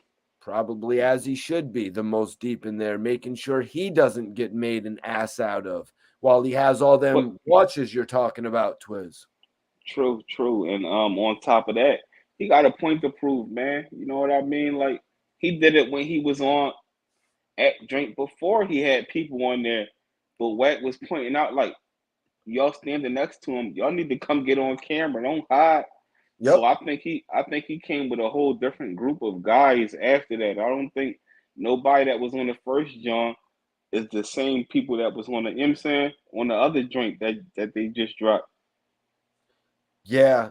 Except for there's the one guy, Murder Murphy, who is a manager of some sort, and I don't believe he was in that video, but they are connected. But yeah, yo, appreciate you guys for subscribing to the channel. Everybody subscribe right now if you're not. Twizz, you were pretty much right with that one as far as which was the best signing? And I Mm-hmm. spelled signing wrong, of course. I always have a blooper. It's all good. Gilly the Kid to Cash Money has 11%. Everybody vote in the poll right now. This is your chance to vote in the poll, you guys. Also, make sure you subscribe to the channel and never miss one of our live videos, man. We are the dynamic Definitely. duo of hip hop right here, you guys. So, Twizz, we got Gilly the Kid to Cash Money in third place. They're giving this one third place. And there's 10% for Gilly signing the Cash Money. Okay. I would have to say that's more so because nothing really came of that relationship. Absolutely. Absolutely. That's 100%. Like, Gil signed with Cash Money, but what was done? Can anybody ride around and listen to a song that hit your heart that Gil dropped when he was with Cash Money? You know what I'm talking about? Unfortunately not. Definitely. I mean, they did have some records though, Twizz. They had some records on movie soundtracks. You know what I'm saying? True. Yo, Megan, we've been here. Megan, we've been here going live every night. We've been live going here every night. You need to tune back in. I don't think I went anywhere. He wasn't the face of Cash Money. Why compare? Well, at that point in time, actually, I think they all had the chance to be the face of Cash Money, because Cash Money was going through a downward spiral. And then, Lil Wayne, it wasn't a sure thing that Lil Wayne was going to blow up, Twizz, in my opinion. I feel like Wayne was always hot, even when he wasn't as big as he was. Not 50 Cent hot, though. Not Snoop Dogg hot, though, man. Not like the center of attention hot, in my opinion. Like, to me, Wayne on like a Cash Money joint, to me, this my opinion, he stood out more than everybody besides Juvenile. Like, and Juvenile was put on the forefront. But I always like Wayne more than everybody from Cash Money. This was before even Gil came. Him being the age he was, and I felt like Wayne did stand out on tracks, bro. But at that damn time, like you said, they had a lot of competition, so nobody knew he would be, what he became, as great as he became, because it was a lot of artists back then that was fire that we was listening to and they didn't make it. So, only time played that out. Like, yeah, I think actually back then, we all have our own opinion, but back then I really think that Lil Wayne was like third. You know what I mean? Lil Wayne was like kind of like third or even fourth in the group. You know what I mean? Because he was behind Juvenile. I think he was behind BG in my opinion as well. But also you had the big timers, man. You know what I mean? They had a bunch of records as well. Like, you got to take into consideration that Birdman and Manny Fresh were a group back then as well. So they were kind of overshadowing Lil Wayne. Lil Wayne really took shape to me when he dropped Hustler music, that Hustler music wave for the Carter 2. Well, Manny Fresh was so important because he was bringing them beats like Shine and stuff like that. Manny Fresh was producing stuff. So, yep. He was always on the he, even though he would get on certain joints, but like at the end of the day, I mean, Did you ever, LHT, appreciate you for tapping in. Everybody send your questions in. Remember, super chat questions get precedent, but we appreciate everybody for tapping in. LHT says, Wayne has all the youth early. He was a hood Bow Wow. I don't really agree with that so much. I did not really compare him and Bow Wow whatsoever. Bow Wow, I really didn't compare them whatsoever. Twizz, did you? I understand what he's saying. I never looked at it like that. He has a valid point. Bow Wow was that guy back then.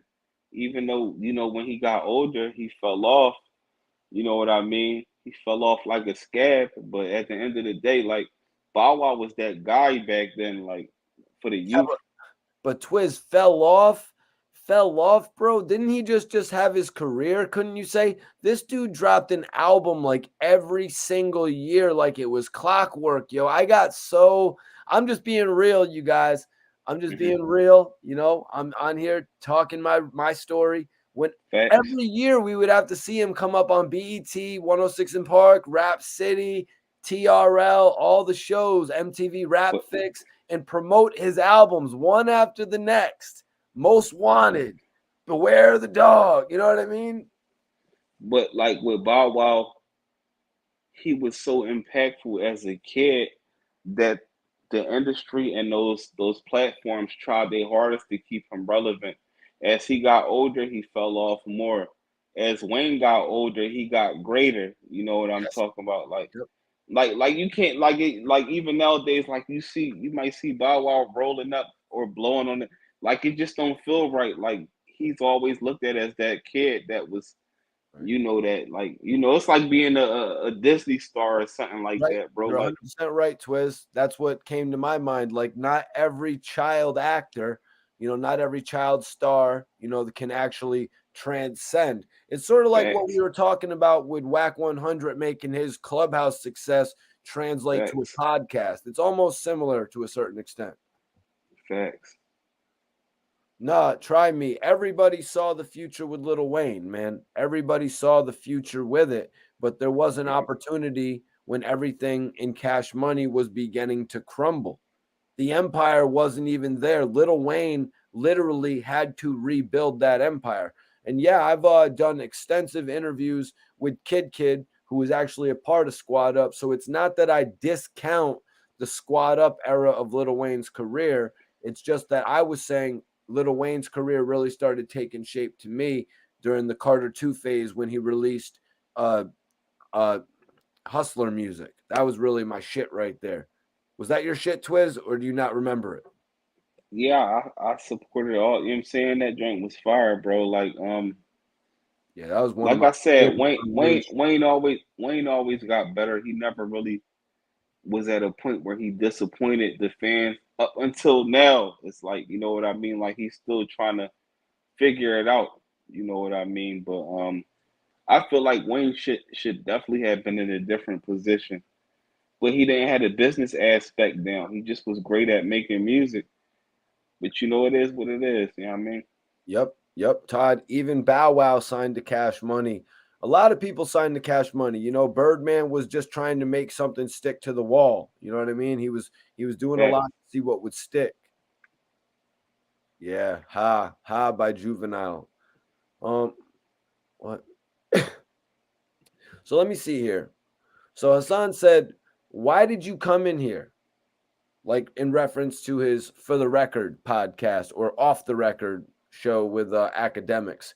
I came in there representing Ish. Ish is the dude 6ix9ine told on that has 2 kids. I went in there and said what they didn't think I had the balls to do. I wasn't supposed to call 6ix9ine a rat. He realized if it went to the next level in that room, his career would have been over. And maybe we got to address that on a full podcast. But in all honesty, man, what do you make of what Hassan is saying there? Like, I wasn't supposed to call 6ix9ine a rat. But then there's other portions of the interview which he has explained, calling 6ix9ine a king. He explained that there are many kings that were not honorable back in the day. Anybody should know that just looking back into history. As far as what Hassan Campbell said, like I feel like he was more accurate than anybody on that specific podcast that night, that day. As far as everything else, is like Haas, he have a lot of valid points. Period. I'm just talking about him as a person and what he say. I disagree with a portion, but a nice amount of what he says is true. My whole thing with the guy with Ish, you know what I'm saying, is like I don't think he should have aired it out like that in front of everybody. Um, if you really trying to seriously get something done, he should have pulled them to the side when them cameras wasn't rolling. Had a nice little conversation with him like an older guy should with a younger guy. You know what I mean? And really tried to make it happen. But putting it out there like that, that gave people like Wack 100 to interfere with the response. You know what I mean? But you know, I guess Hassan Campbell wanted to do that to prove to Ish folks that, you know, he attempted to try to talk to the guy about that. You know what I mean? So Yeah, I hear you, man. I hear you. That's what's up. But we actually talked about that extensively last night on the show. You know what I mean? I'm not going to dive too much into it right now. You know, thanks. I got Twizz to talk about it last night. So if you guys want to go check out last night's stream, you could check that out when you're at work or when you're driving, whatever, man. Just put our podcast on whenever, man. You probably it's probably got some watch back value on it, man. You know what I mean? Absolutely. So he basically said, you know, he went in there and said what they didn't think I had the balls to do. I mean, I'm not 100% sold on that they were in there kind of worried about him bringing that up on the live podcast. Do you think that's, you know what I mean? You think that was something on their list of hope he doesn't ask this? I don't think it was that. I probably think he was probably referring to, like, you know, calling him out for being a rat, because obviously nobody else on there was. We know Act wasn't, and we see how Wack carried already. So it was like bringing up even a word of him being a rat on that joint is probably what he probably was. You know what I'm saying? What he was probably talking about. I'm gonna just stand up for 1 second, real quick. I'm just gonna hit this cam off. I'm right here, but you know what I'm saying? I'll be right back. All right, bro. So Hassan continued. Hassan said, "Let me talk to you, Wack." This is what Hassan Campbell said, you guys. "I don't care about you taking my channel. I got mad clips. I didn't put them up yet because I realized what you're doing. Yeah, this is chess, not checkers. You want me to burn everything out?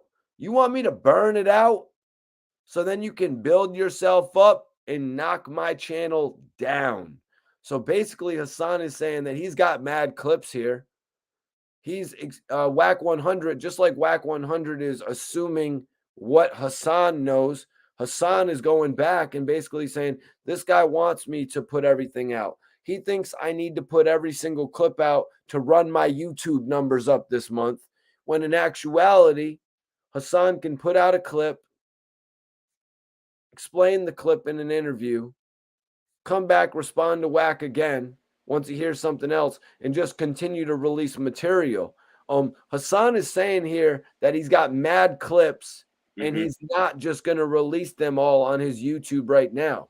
He doesn't really need to, Twizz. His YouTube is going crazy based on him speaking about what's going on right now, and then he can release the clips here and there. True. Wack is a fool, because if I was Wack, what I would do is I would go on my own podcast and just talk about everything that I talked about on there to get rid of that leverage that he got. It's going to come out anyway. Instead of getting broken down piece by piece, he might as well air it out. Like, bro, yeah, I said this and I stand on that. Yeah, I said this and I stand on that.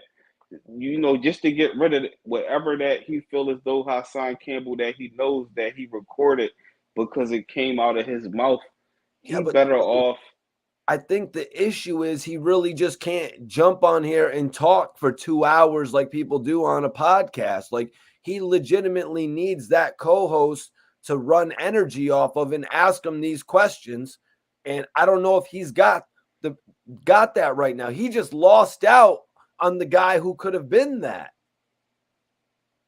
I mean, he could do it on Clubhouse, bro. He got 100 people on that joint. He'd be on there. Clubhouse is different. On Clubhouse, it's different. You got random people asking you random shit. It's like you can almost never even get your point across. But his Clubhouses be different, though. Like, them joints, they be controlling that. Like, they'll let whoever. I mean, you know, to each his own, bro. It could be done because it's such a serious matter. It can be done on his podcast. He could do that. Like, if I was in his shoes, that's what I would do. I wouldn't let him hold that over my head, knowing I said it. You might as well get it off yourself Well, He could announce it like, you know, I'm a since he said he got the phone call, I'm not no sucker at the end of the day. What I said I mean. You know what I'm saying? I'm gonna do a whole podcast that's going to touch up on everything that was the phone call, and he can release it if he want after that. But I'm gonna touch up on everything. yeah, exactly. Try Me says he feeds off confusion and ignorance on there. And like I'm saying, Twizz, if he was on there addressing this, some Hmm. some random person's gonna log on to Clubhouse and be like, "Yo, Wack, I wanted to ask you a question. Why did Birdman actually drop Juvenile from the record label, man? Give us that idea, man." And then Wack's gonna start talking about Birdman dropping Juvenile, and the whole topic's going to change, and he's going to dig himself into a whole new can of worms. You know what I mean? Facts. Or I more, mean, they're going to be like, why did Suge Knight and Juvenile not do that deal? Maybe he would have more information on that, Twizz. facts. I mean, you know, either way, at the end of the day, Wack just had to move strategically, bro. Like, I mean, as far as in life, period. Not saying he's not already doing that, but you know, once these things get unleashed and all of that, like your home ain't comfortable no more, bro. Because you can't tell me, bro, like that the Pyrus stand behind this guy 100% just because of certain things he did, like sit down and befriend 6ix9ine and say certain things about putting people before Pyrus, because them guys they stand on that, like Yeah, it's well, that before anything. yeah, I mean, I hear what you're saying, Twizz, but I think in interviews he's actually was talking about actually having separate type of business. You know what I mean? But listen to this. So Hassan went on, he said, Wack said to Takashi, "We haven't broke bread yet. It's been a year." Basically, Hassan said that Takashi is pretty much using Wack. He's like, "You're dealing with two alphabet boys. I didn't come here to play no games." When I sat down at that table with 6ix9ine, I asked him about Ish. Ish has 2 kids. He went back to Ish again. You know what I mean? He's really, like you said, Twizz, he really wanted to get that across that he was trying to do something there, you know. But what do you make of that, man? The first part of this, with him saying that Wack said that him and Takashi haven't broke bread yet. I mean, there were all those rumors about 43 million a few months ago, wasn't there? Yeah, I thought that he definitely got definitely some bread dealing with that, man. It just lets you know that he doing all this to try to squeeze whatever he can out that guy, no matter what he did or whatever the situation is. He just thinking about the bag. He not thinking about his artists that he's managing. He not thinking about nothing else but what he can get from out that kid, man. So Well, bro, Hassan's saying it's the other way around. He's saying Takashi's using Wack. If, if I think it's cap. I think it's cap that Wack is saying that Takashi and him haven't broke bread. A lot of times in this game, you know what I mean? People pay for their management. You know what I mean? I got a true. feeling that's what Takashi and Wack are doing, man. That Well, Wack probably got bread from it, but he's saying like they didn't do nothing together to earn money themselves. You know what I mean? Like, um, what about the Hulu? whether yeah, I mean, you know, I mean, It had it just nothing to get do with tricky. that. Yeah, definitely, man. So I don't understand it. I don't even understand the approach, period. Because I know before you all of this, don't either. A lot of people yeah, out there are like, so hold on, what? Now you're telling me you haven't even broke any bread with this dude who you're putting all of your relationships on the line for? absolutely. You know, you putting your relationships on the line. You vouching for this guy. You changing the narrative for this guy, bro. Knowing that you from the streets, you done been upstate and all of that, bro. Like, you know, It's not. not the same as what the game did, putting on, you know, like Nipsey Hussle, you know what I mean? Bringing Nipsey Hussle out on tour with them, even though they had different affiliations. You know what I mean? Even though the Mhm. game faced a lot of backlash for that, he's putting on somebody that would, you know, Nipsey went on to become such a legend in so many people's eyes. You know what I mean? Wack is doing something totally backwards, but I mean, you know, he's doing it to benefit his pockets, right? That's what we're all saying. People make their own business decisions, Twizz. You can't fault anybody on the business decisions they make to a certain extent. People make all day, but now he's saying he didn't make any bread off of it, Twizz. Yeah, I mean, to each his own. You know what I mean? I think he, you know, at the end of the day, whether he made bread or not, that's just the decisions that he made. If you're from the streets and you know what you stand on, all you can do is know what you wouldn't do, or principles or morals that you wouldn't, you know, pretty much like play with for a bag, bro. Like if you feel as though it's a bag, like, you know, certain, like he'd chase him down, but you got people like Kendrick and, you know, other people that you know, also they come from your coast on top of that, bro. Like, you know, you mean to tell me it's no type of networking with these guys, but you know, to each his own, man. Like, No Face, No Case said 6ix9ine. Oh my God, that's hilarious. The picture. He says 6ix9ine is sending Wack on dummy missions, Twizz. yeah, that'll be the next big thing right there if 6ix9ine and Wack go through it. Yes. That's you predicting that, Twizz? Is that going to happen by 2023? I'm predicting it. You know, 6ix9ine got people behind him, so if he feel like Wack doing something that's unloyal to him, I wouldn't be surprised with him bombing on him. Like, you know how 6ix9ine do with people, and that would be a big thing right there. But with them two, who knows? They might plot a fake beef. You know what I'm saying? Exactly. That's why I think Star was actually talking about it. I think Star actually suggested something similar that I suggested, Twizz, that Wack actually knew he was being recorded. You know, I had suggested that they were brainstorming for a podcast, but Star actually suggested that Wack knew he was being recorded, as if this was a publicity stunt. And why do a publicity stunt out of this, Twizz, when you could simply turn it into a podcast? You know what I mean? Facts. It just makes you look bad. Facts. Definitely can turn it to a podcast, or he could just, you know, yeah, definitely like him saying it out his mouth to the world. It would be the same results. I don't think it was a publicity stunt. It seemed like Wack is really upset about everything. Finch, salute, bro, salute. It seemed like Wack really upset about everything, bro. Like, you know, somebody used a chess move against him that he would use against somebody else. Let's see. So let me get here to this. So Hassan addressed recording Wack. Y'all busy, worried about having conversations about why I leaked the conversation or why I should record him allegedly. Y'all worried about why I leaked and recorded a conversation on a dude who was setting me up. So I set him up because I could smell through his crater face, old in the face, young in the teeth. And y'all want to sit up there and ask me why would I record? Y'all want to ask me why would I record? You know, yeah, the way Hassan breaks that down, Twizz, it's like, why wouldn't he? He like beat them to the punch pretty much from the way that he's saying it. You know what I mean? Just in case they were doing something, he had his backup.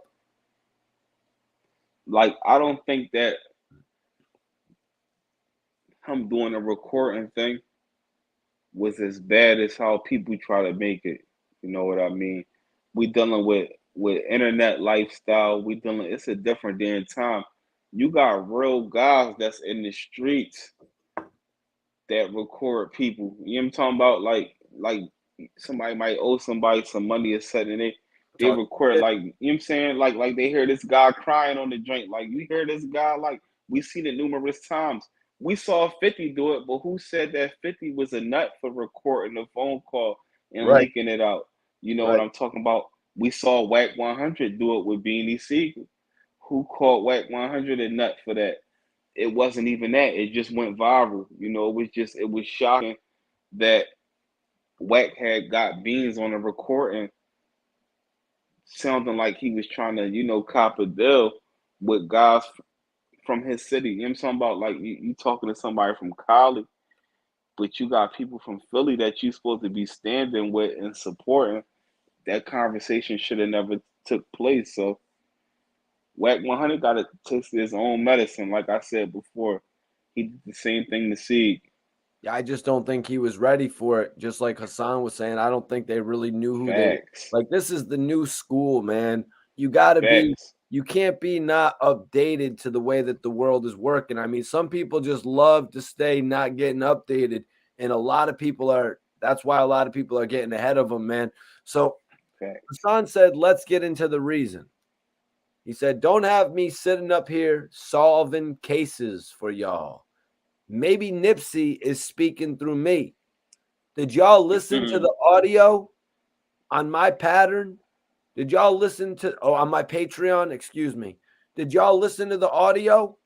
Wack is the new J. Edgar Hoover." J. Edgar Hoover was actually also famously played by Leonardo DiCaprio, who played in Wolf of Wall Street. Go check out J. Edgar if you want to check. It's a dope movie with Leonardo DiCaprio. Facts. He said, I got audio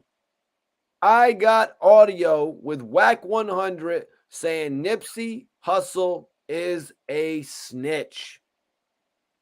When you seen me on Academic's platform and I asked him, is Nipsey Hussle a snitch? He didn't answer it.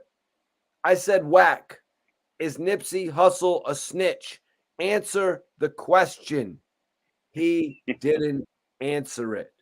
What's your take on that, man? Because yesterday, basically, did Wack beat, like you were saying a little bit earlier, you were saying Wack needs to go on a podcast and address all this shit ASAP.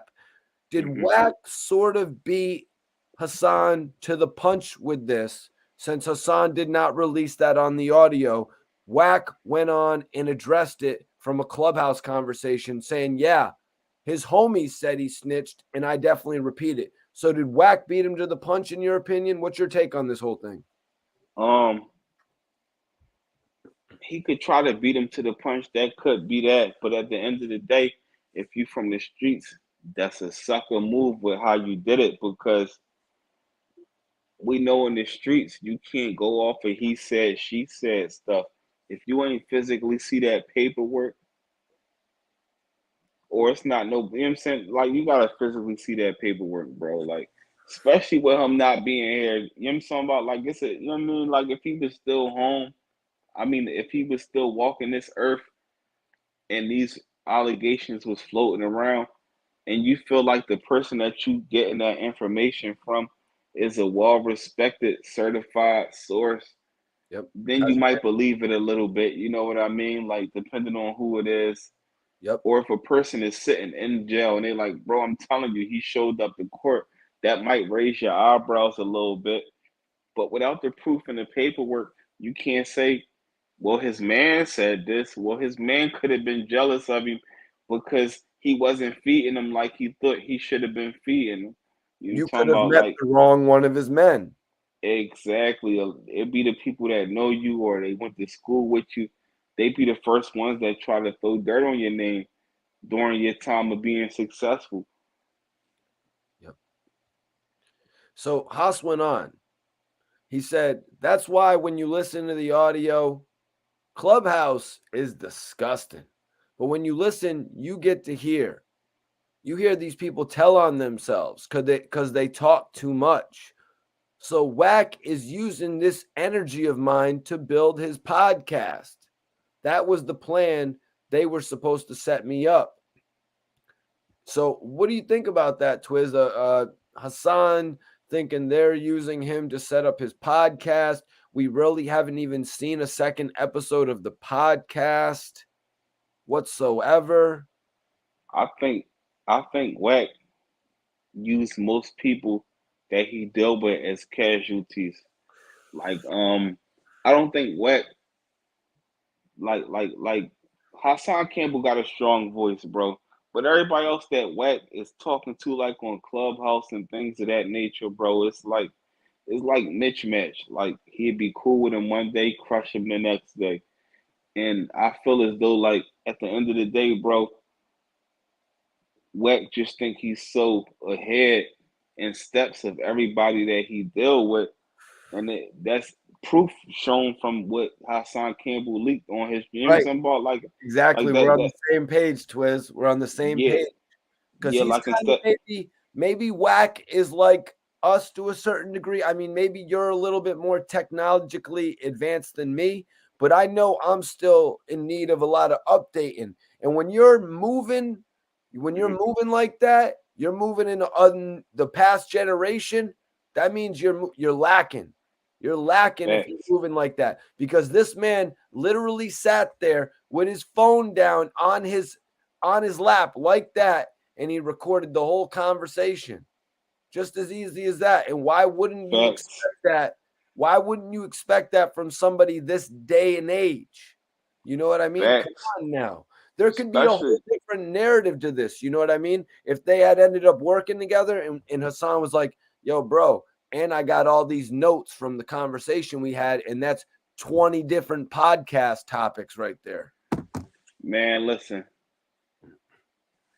and Wack is a hard person to approach, but if I was Hassan Campbell, I'm like, bro, like after Wack start running his mouth and all that, like, listen, I just want you to know I got this footage. But no, Wack wouldn't have fell for that. But I was saying he could have used Wack style extortion against him, bro. I would have been like, bro, like I got this footage. If you want it, give me this check, and I promise you I won't release it. But Wack probably wouldn't have believed it anyway. So Yeah, like I just don't think, you know what I mean? I don't think Hassan ended up wanting to work with anybody on a podcast. But like you said, he has a platform, Twizz. That's why true, I think a podcast deal would be on the table somewhere. But major salute to Dev, DEVV. Major salute. He says, definitely I dig the vibe and the movement, big dog. Major salute to you for tapping in. Appreciate that shit, man. salute.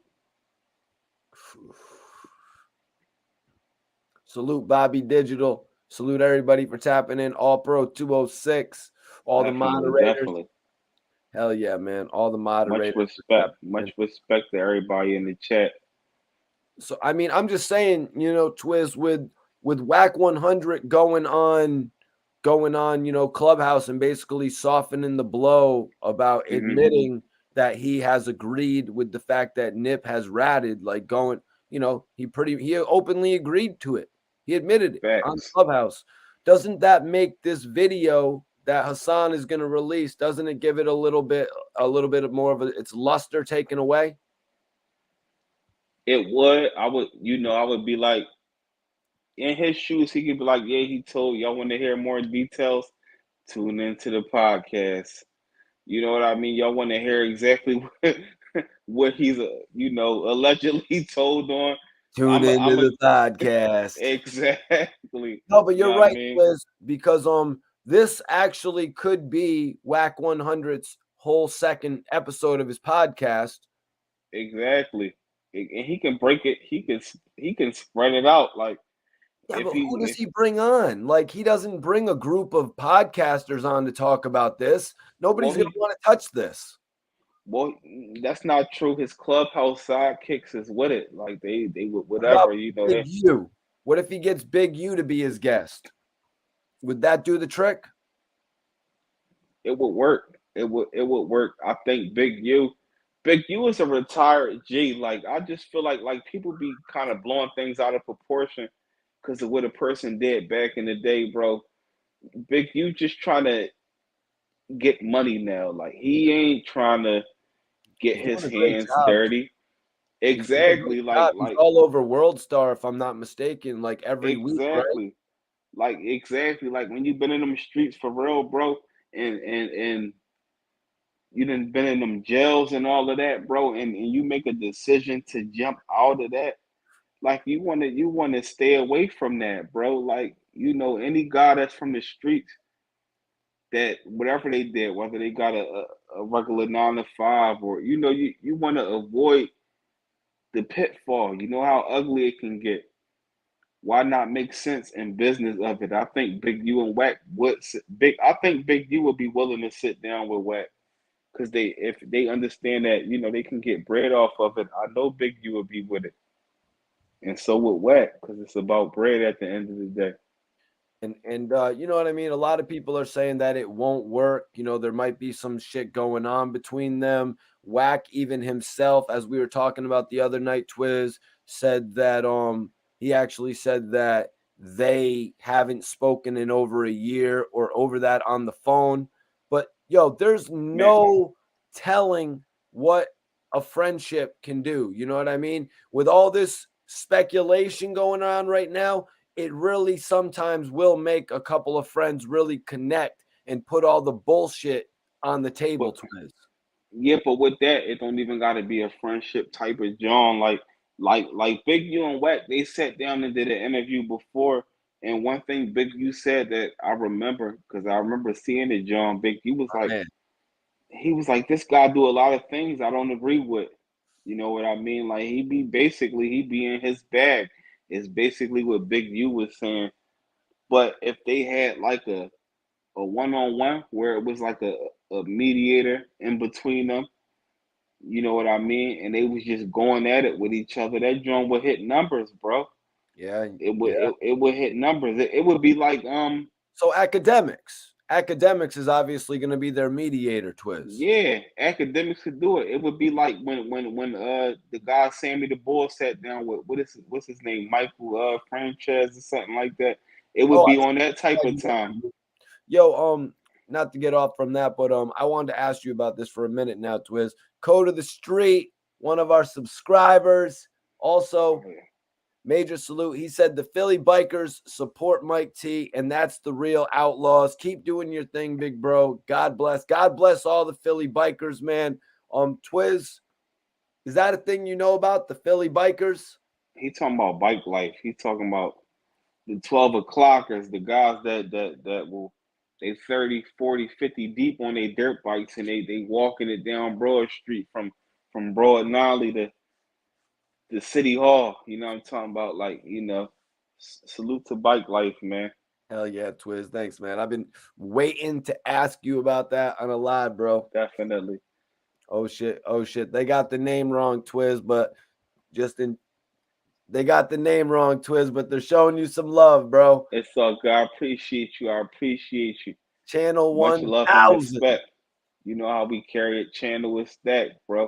They be tapping in with you, Twizz. You be knowing them or not really? I don't remember the comment, man, but Oh, you know Channel what I'm saying? 1000. Salute to Tap in. him. Tap in on the Hood Blogger. That's Twizz's YouTube channel, man. Twizz is the Hood Blogger. I'm co-signing him. The hottest blogger in Philly. The hottest Appreciate blogger in you. Philly, man, when it comes to interviews, but also when it comes to lifestyle content. So, Appreciate you, Mikey. You know how we carry it. let's see. So, why would a dude? He said, So let me see right here. He got close to me.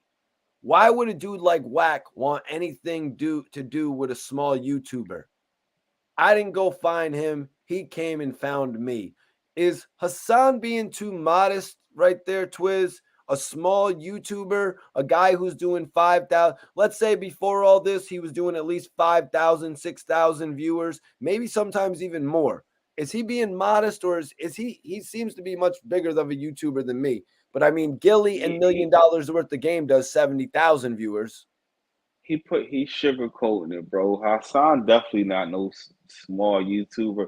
He He's sugarcoating going to like just because Wack is around celebrities, just because he got features with Game through Kanye and all of that, Wack 100 YouTube will not hit Hassan Campbell numbers, bro. Like it's hard to hit his numbers, man. He got like a sturdy following, bro. Where it's like, bro, like he got like one of them 6ix9ine followings where it's like, bro, they be die hard followers, bro. Like, you know what I mean? Like, that guy right there, he definitely got it down packed, bro. Like,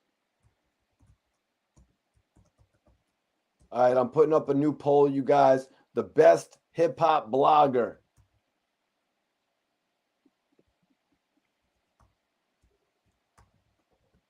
Maybe my name. Hold on. I'm putting up the poll right now. The best hip hop blogger, you guys.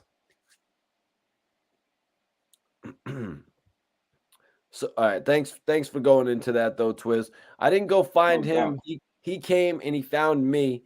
He flipped on everybody on That's Clubhouse, true. acting like he was protecting me.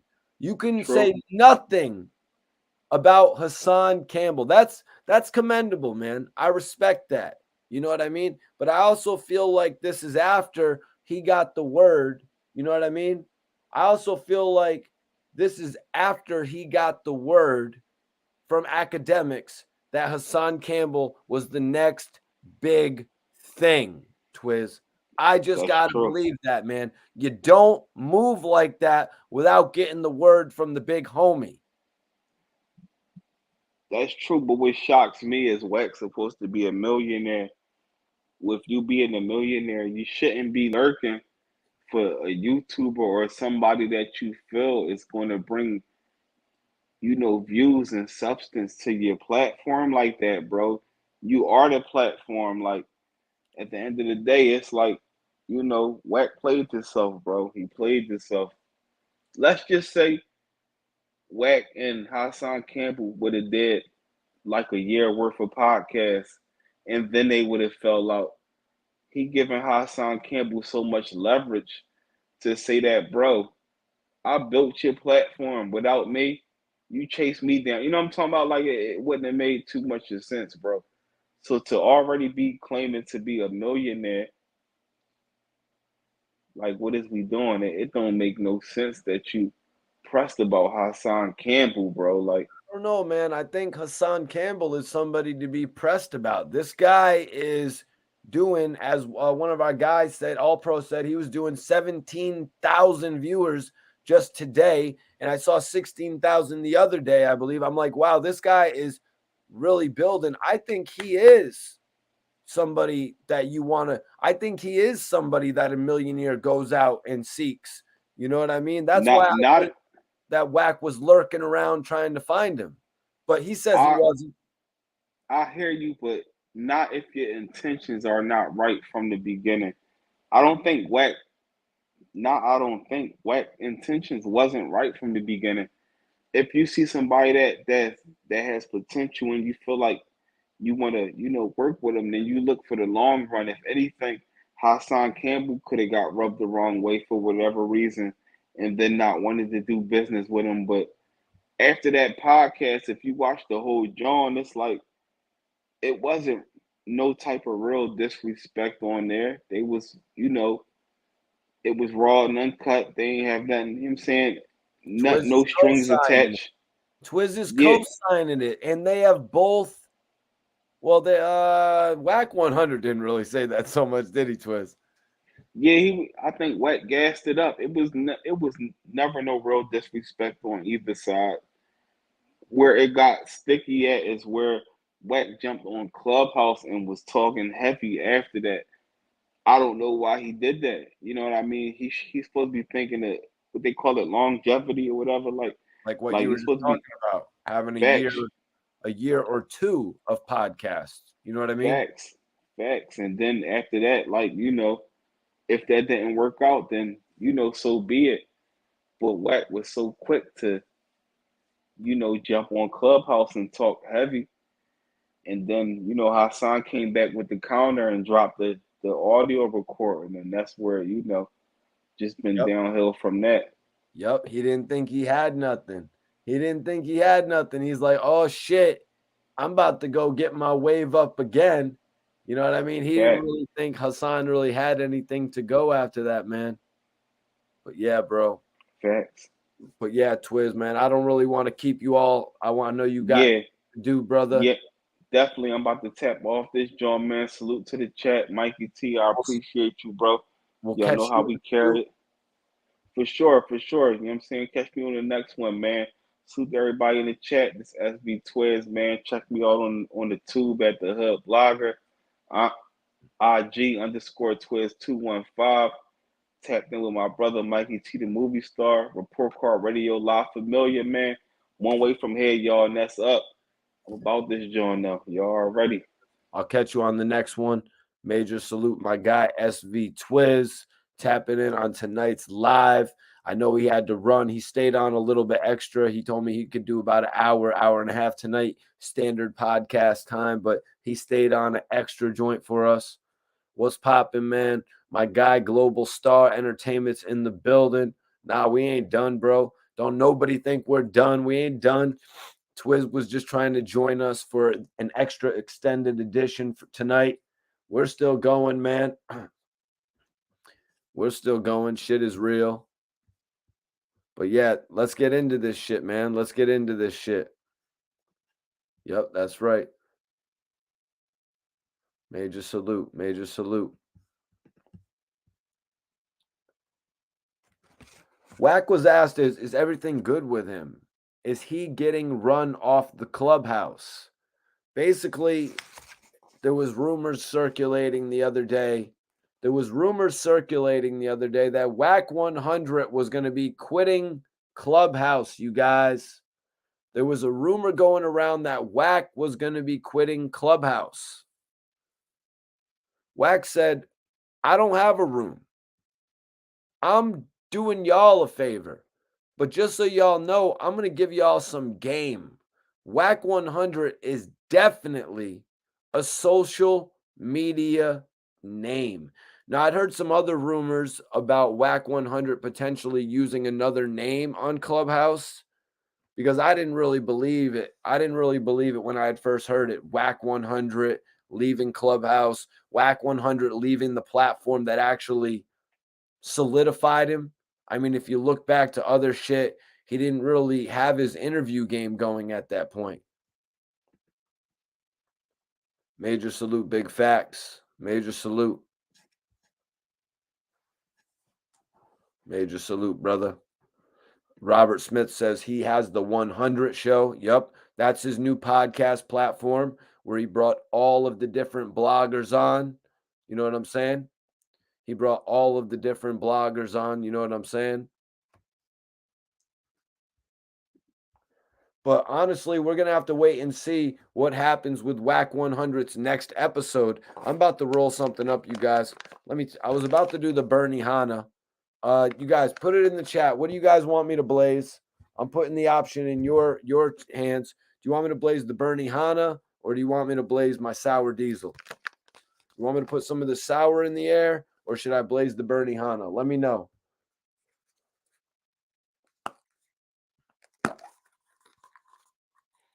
I got some sour diesel I'm about to put in the air. So Wack said, I don't have a room.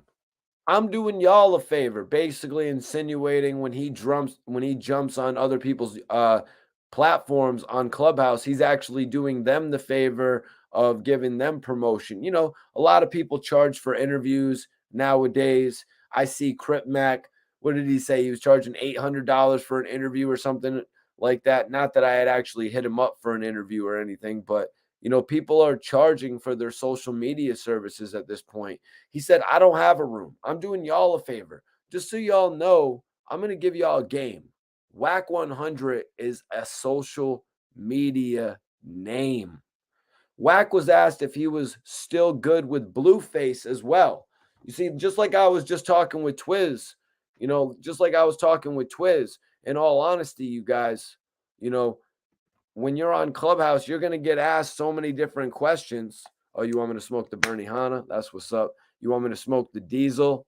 Shelton says, do a mix. Do a mix.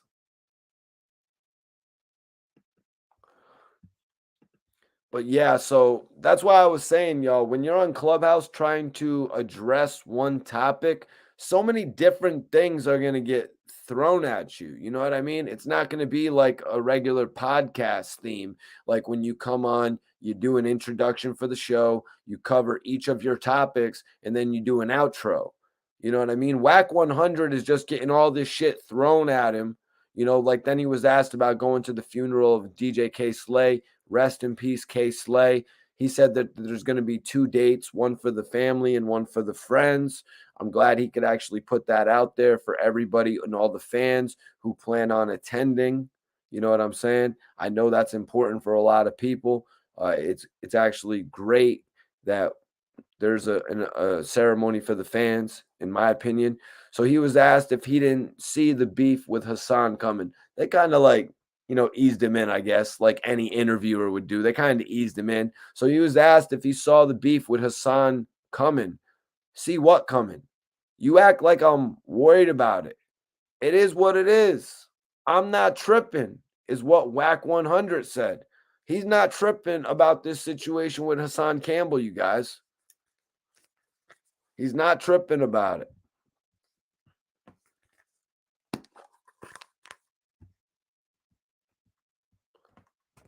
This is actually the same. Oh, shit. I'm about to put the Bernie Hanna up in the air, actually. Yup, J Mids, like Santana said, mixing up the medicine. Major salute to Joel Santana. That was crazy. A couple live videos ago, Joel Santana actually liked my picture on Instagram with Mace. I was like, really, Joel's? All right, I'm going to do a mixture, you guys, of the it's going to be some Bernie Hanna sour. Burner would be proud of me, you guys. Burner would be proud of me. I'm mixing up that Bernie Hanna butter. I'm mixing up the Bernie Hanna butter. Sorry about the light, you guys. I need to get a new light, to be honest with you guys. Send in a super chat if you want to help with that. You know, we're upgrading the set and all that. We're upgrading the set and all that. This is about to be a lit summer, y'all. This is about to be a lit summer. I'm going to just say that. What's everybody smoking, man? What y'all smoking on?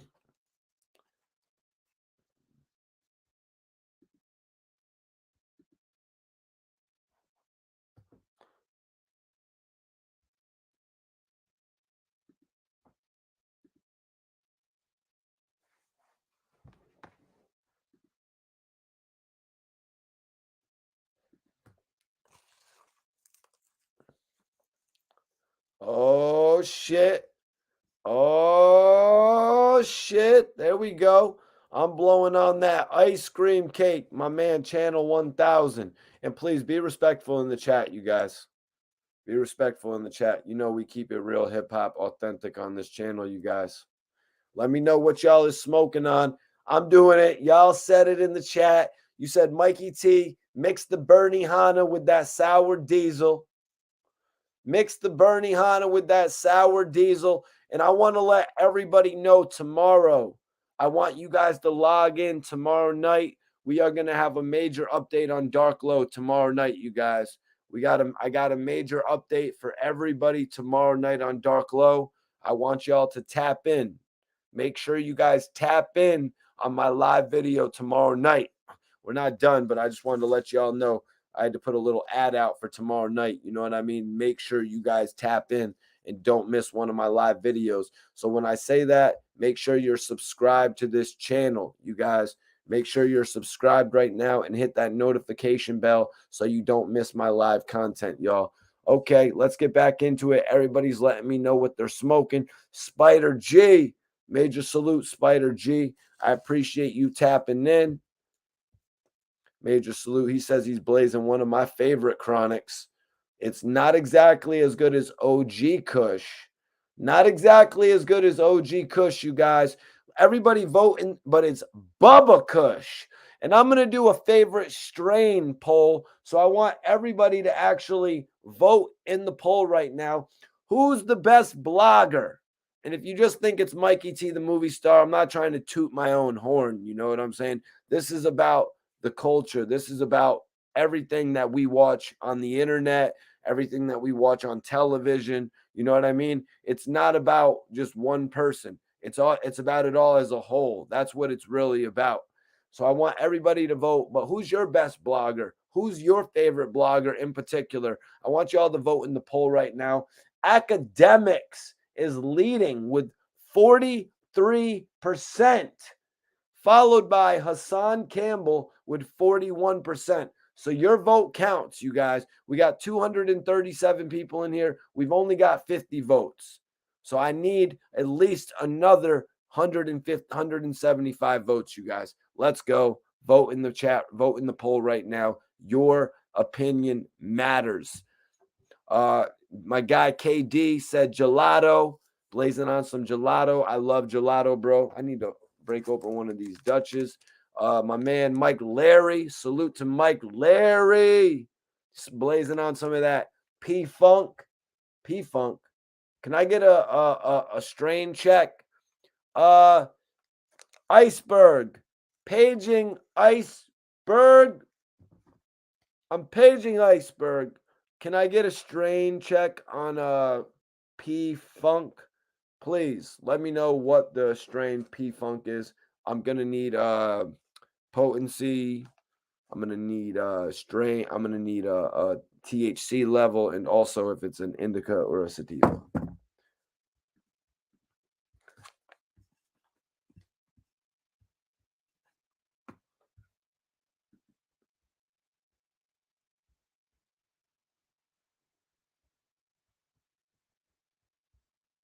Hold on 1 second. 1 second. I missed the super chat. My brother right there. My brother right there. Bobby Digital. Bobby Digital with a $7 super chat. You know I appreciate that, Bobby. You know I appreciate that, Bobby. Everybody that sends a super chat, your shit goes to the direct front of the line, man. You know I really appreciate that, bro. Bobby Digital, peace out. You'll catch the rest tomorrow. You can always catch this stream on demand. And I hope I see you tomorrow night, Bobby. We definitely need you in the chat. About to put that wrench on my guy, Bobby Digital, for sure.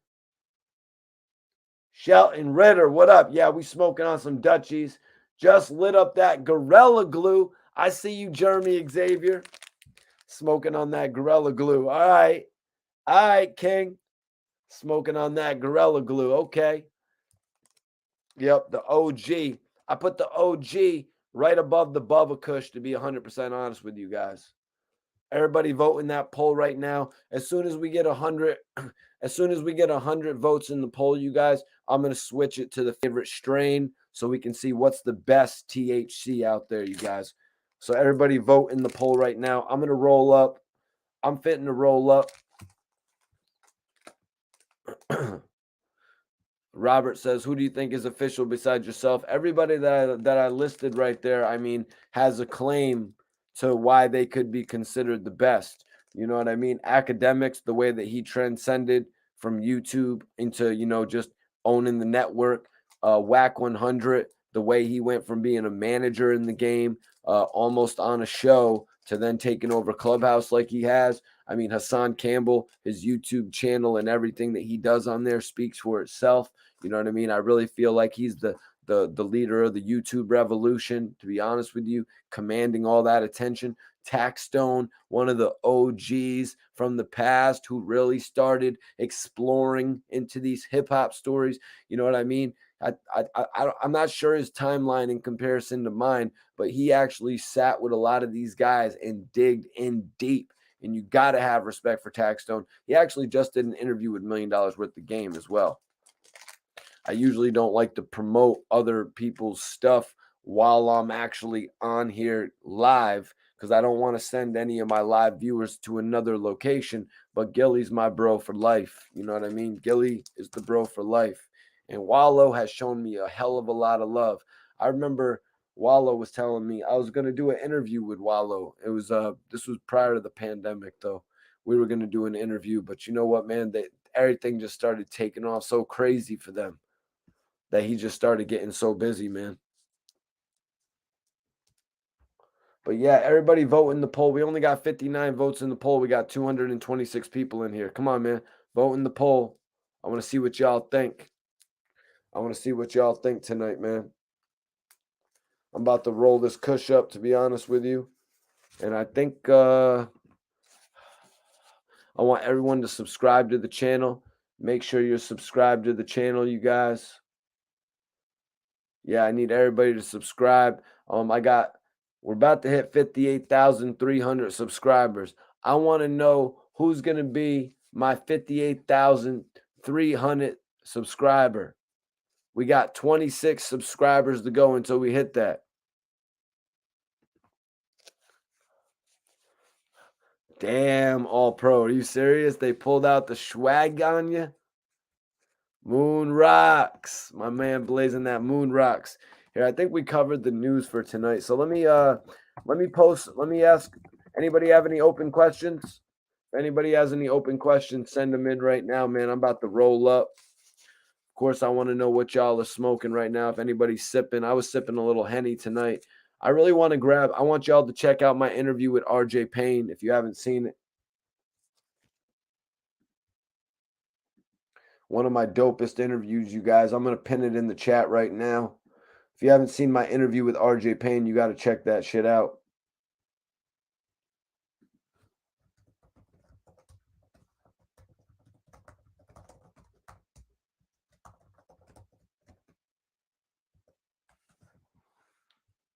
Okay. There we go.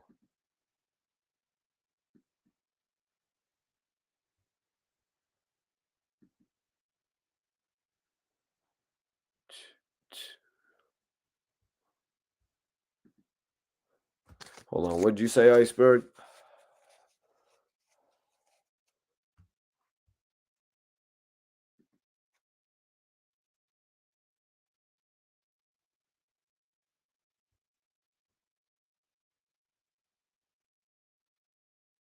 Oh, yeah, that's true. That's true, Iceberg.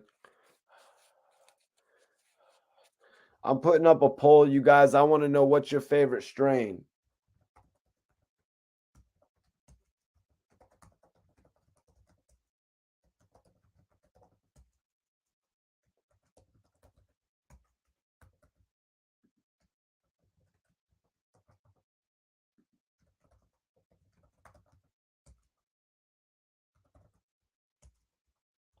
Let's see. OG Kush, Sour Diesel. Let's see. Gorilla Glue. Gorilla Glue 4, we're going to say. And we're going to also say cookies. I want to know what y'all favorite strain between these joints. What's poppin' WR? What's poppin' WR? Appreciate you, man. Yo, Apex, appreciate you, man. Appreciate that, bro. Purple Urkel, hell yeah. My favorite strain is OG Kush. To be real with you guys, my favorite strain is OG Kush. I might have to put a little bit more sour in this joint right here. Yeah, I'm about to roll up this. I'm mixing right now, actually, Bernie Hanna cookies from Burner. I'm mixing up this Bernie Hanna with actually some sour diesel as requested by my audience. As requested by the audience, I'm actually mixing the Bernie Hanna with the sour diesel. They asked, I do what you guys asked. Granddaddy Perp, major salute on the Granddaddy Perp. Whoa, why is nobody liking the OG Kush, man? OG Kush is my favorite weed. Whoa.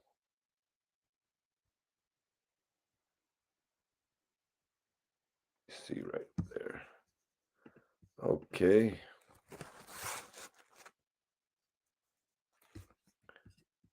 Salute, WR. Appreciate you, man. All right, hold on one second. I told everybody, go check out the interview with RJ Payne. I got it pinned up. One of my best interviews. Damn. Are y'all already subscribed to my channel? Is everybody in here already subscribed to my channel? I was just wondering that. I'm about to roll this up, you guys. I'm about to roll this up. It's been a great live show tonight, man. I want everybody to make sure they tap in. Y'all tap in tomorrow. Okay. Put this on your calendar for tomorrow. We're going to have a Dark Low update for you guys tomorrow. A lot of people have been asking me for some news on Dark Low. I got an update for you guys. I think I might need to put a little bit extra sour in this, maybe. Not sure. A little extra sour, you dig? You know what I mean? Live it up real big. little extra sour, a little sour D. You know what I'm saying? That's right. That's right. Run it up 100 times. Run it up 100 times. OG Kush. Yeah, that's right. All pro. OG Kush is that shit.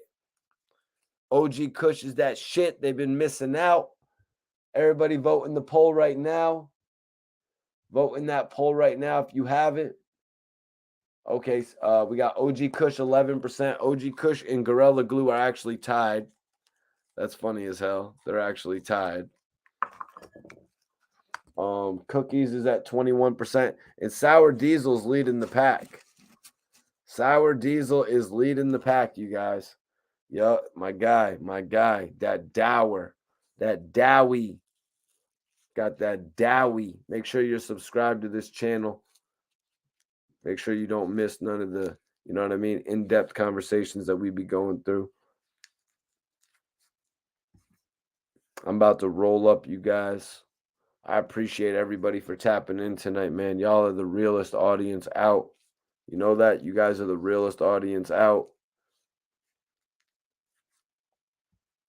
KD says, Sour D is that fire.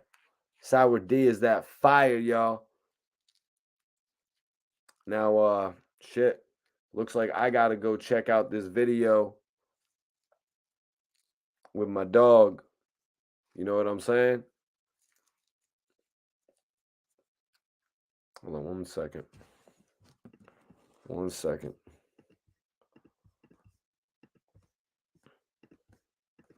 One second, you guys. Bear with me. Bear with me, dogs.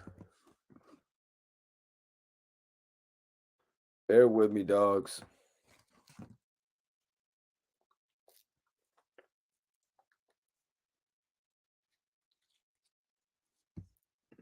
Sorry about that. Sour all day. Yeah, I smoked that motor breath before, my dude.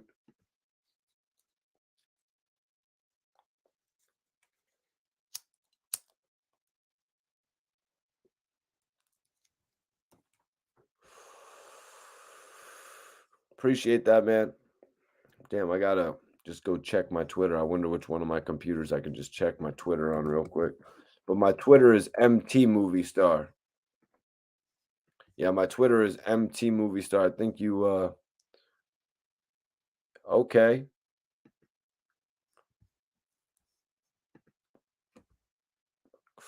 I just shot you the follow back, bro. I just shot you the follow back on Twitter. Listen, everybody in here that's on Instagram, everybody that's on here that be on the gram like that, I'm going to follow y'all back. Everybody on here right now, listen, y'all get the follow back. You heard? Everybody right here who's watching right now.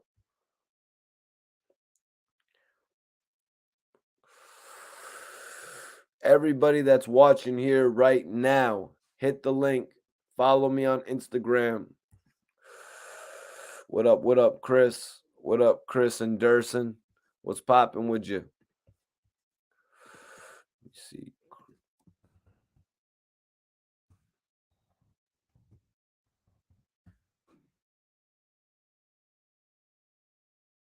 Chris and Durson. Chris and Durson on YouTube. Guess that was a good plug for you. What is popping? What is popping? Gorilla Glue.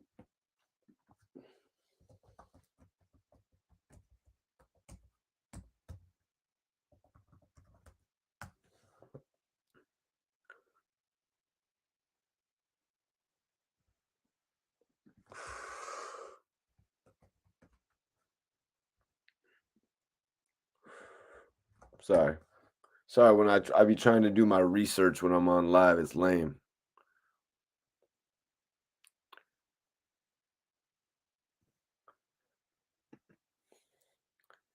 Sorry, I don't know who that is.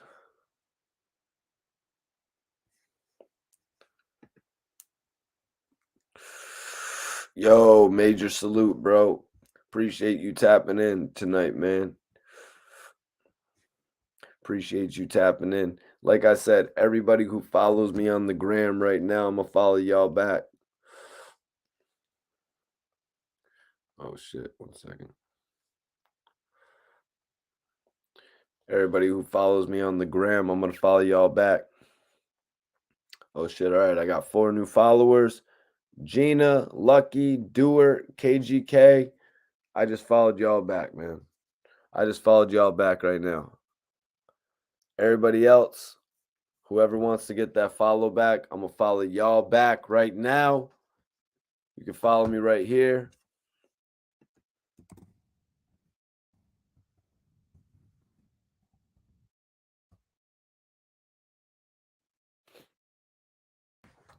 Damn, Devin, you blazing on some rainbow cookies? What is that, a mixture of a rainbow driver and cookies?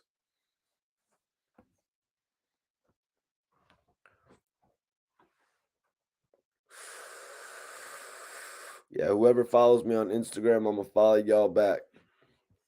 Precious Mitchell says he's rocking with the Gorilla Glue. That's what's up. Well, OG Kush is rising up in the ranks.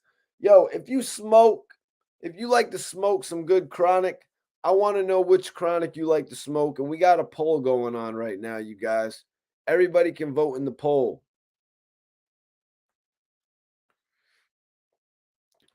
Everybody. Yo, Chris, you're going to have to rewind the video, bro. We went over it mad earlier, my man. Just rewind the video. No, I pretty much figured you were Precious Mitchell, a woman. Because of the fact that you had Precious in the name. Devin Hayes says, cookies. Cookies.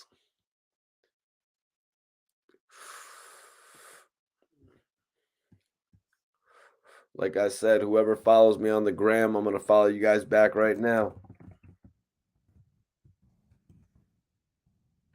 I'm going to follow whoever follows me on the gram back right now, man. Just to show some love to everybody on here. If y'all want to stay in tune with me on the gram, I'm going to follow y'all back. Hell yeah, Chosen One, blazing on that runts. I love some runts. That cereal milk. Hell yeah, blazing up. Man, the cereal milk should have been one of them choices. But I kind of went with like throwbacks. You know what I mean? I went to like the most knowns.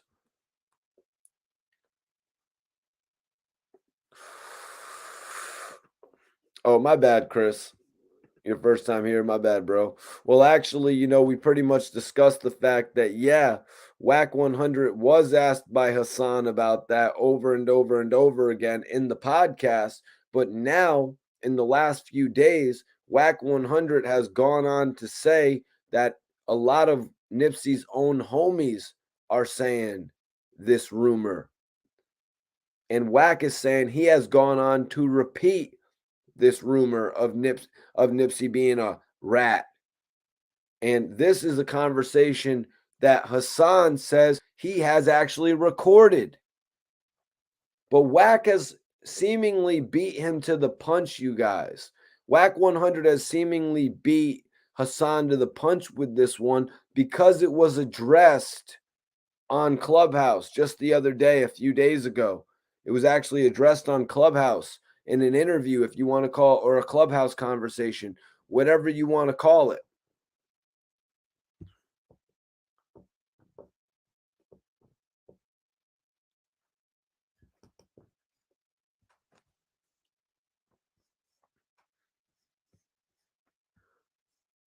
That's what's up, Citizen Man. Appreciate you for tapping in on the channel then tonight, man. Definitely appreciate you for tapping in. Citizen Man says, just an FYI, I'm one of Hassan's mods and long time followers. He knows me, bro. That's what's up, man. Definitely appreciate you for tapping in tonight, bro. We can't do no plat over here. Chosen One. So you're saying you're not doing the platinum kush. You're not doing the platinum cookies. Yeah, I mean, I used to cop some platinum back in the day. I remember that that Tahoe OG, couple different OGs like that were cool, but I was really always on the OG Kush. But here in Connecticut, you really can't find it all too much anymore. You know what I mean? Hell yeah, citizen. I appreciate you for tapping in. Maybe if you consistently, you know what I'm saying? Maybe if you consistently tap in over here, if you enjoy the content, I do an array of content, bro. So maybe if you consistently tap in, I see you. Maybe you could even be a moderator over here, bro. But that's just saying if you enjoy the content and shit like that. I come on here and go over different news concepts in hip hop, but I also release a lot of different interviews. You know what I mean? I've been putting up some of my throwbacks from 2021 and 2020, some of my longer format interviews since I'm gaining more followers right now and more subscribers actually here on YouTube and shit like that. So yeah, man, definitely appreciate, you know what I mean? Because I know how big Hassan's network is, man. Don't know how long you've been watching tonight, man, but it's been a great episode. Oh my God, chosen one. That's real shit. I remember the Reggie days. Yeah. Well, I can't remember what year the Reggie days were. Thank God I can't remember what year the Reggie days were because you know what I mean. We kind of smoke a lot better weed this day and age. Lit.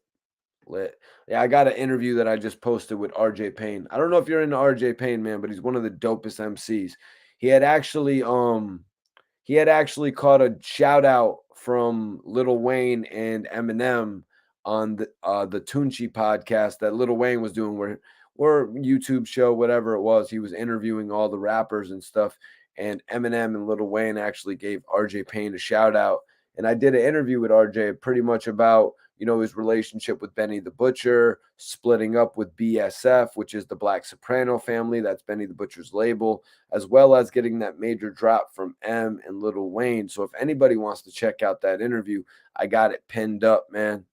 I got it pinned up if anybody wants to check out that interview. He also broke down like going from getting literally no views on YouTube, just starting with a dream, putting up bars, getting 150 views to build into where he currently is.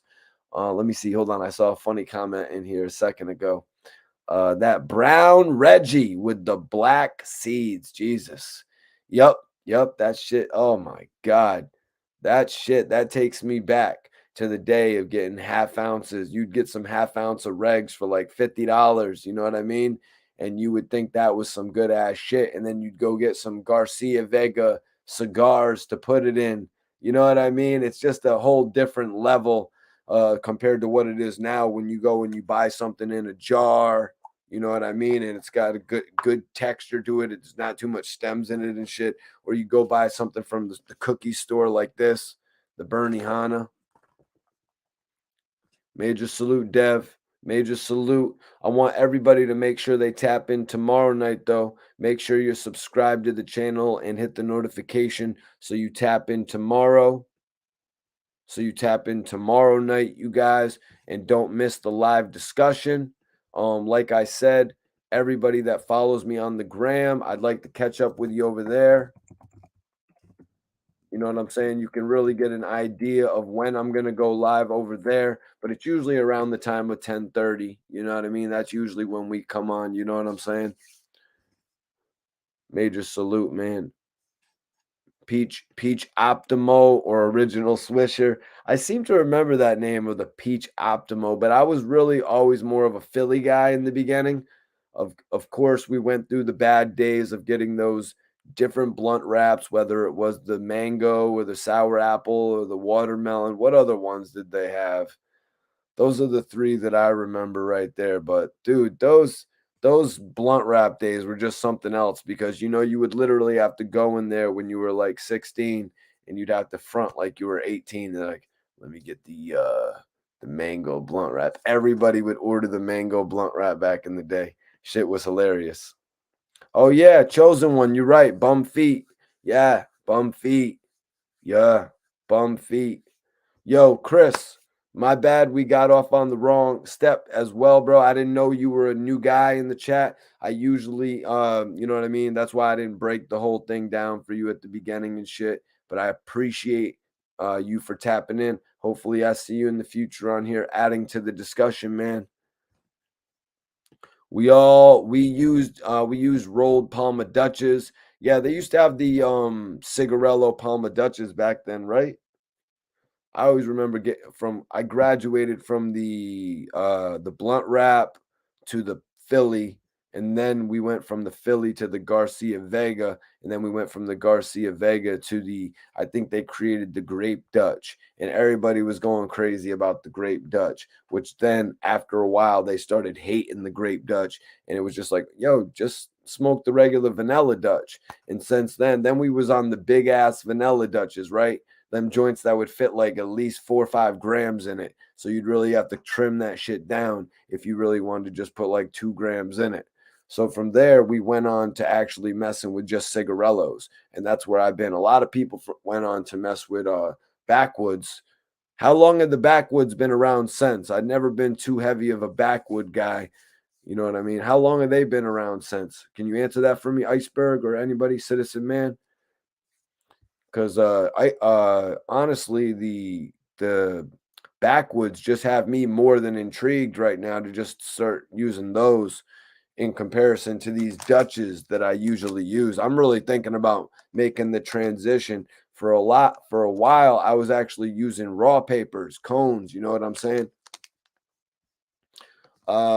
Precious says Grape Dutches was popular, but I'm back to the backwoods. Yeah, that's what I was saying with all these different things. Like they had the what was it, the Russian cream backwoods, and I noticed that Dutch Master actually made a white cream or something like that.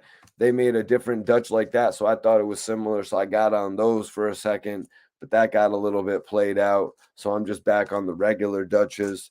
I was smoking a lot of pre-ground, you know what I mean? So I'd literally just go get the pre-roll and roll that shit in there like I was Wiz Khalifa or something like that. But the pre-ground wasn't doing it for me. Craig says he was on them Bluntvilles from back in the day. He got them blunt. Was them the shits that Compton Menace and like all the rappers, or am I mistaking that for a different blunt? Citizen says, my homie still burns backwoods. Shit, they've been around since the early 90s. Okay, so yeah, the early 90s.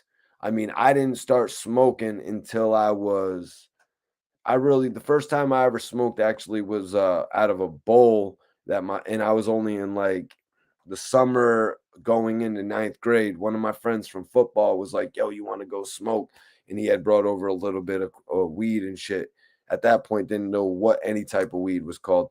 But my first blunt was when I actually bought some hydro, because I bought some hydro in school and shit. And that was in like, I'm trying to think. Trying to think if I was like 16, what year was that? 88 to 2000, 88 to 98. I'm 10 and 98. I've been smoking, you guys. I got some weed right here too. Let me light back up. So if I'm 10, and y'all can do the math for me, right? So if I'm 10, if I'm 10, you guys, in 98, so that means I'm 16 in 2006. Yeah, that sounds about right, because 2006 was like the best summer of my life. Iceberg, that's my moderator right there. Iceberg said, nah, backwoods is old school, mad paper, spit and cough like crazy. Plus it makes your clothes smell extra crazy. Yeah, man, a lot of people don't mess with backwoods because of the harsh nature of the taste. Like I remember one time my guy Aju Cubano, who has a strand that I think is for sale in the cookie store, dope ass strand. I gotta have AG on at some point in time. Let me see if I can. He's in Cali, so sending him this link is not disrespectful at all. You know what I'm saying? But with backwoods, I remember one time we were in the studio with Young Breed from MMG.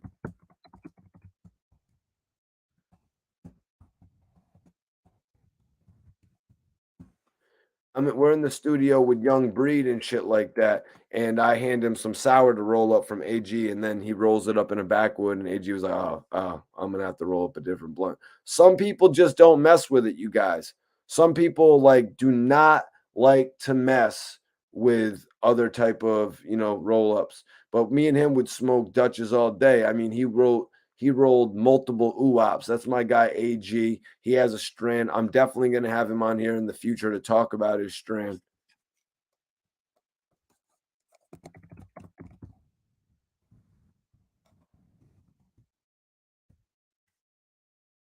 Oh, yeah, man.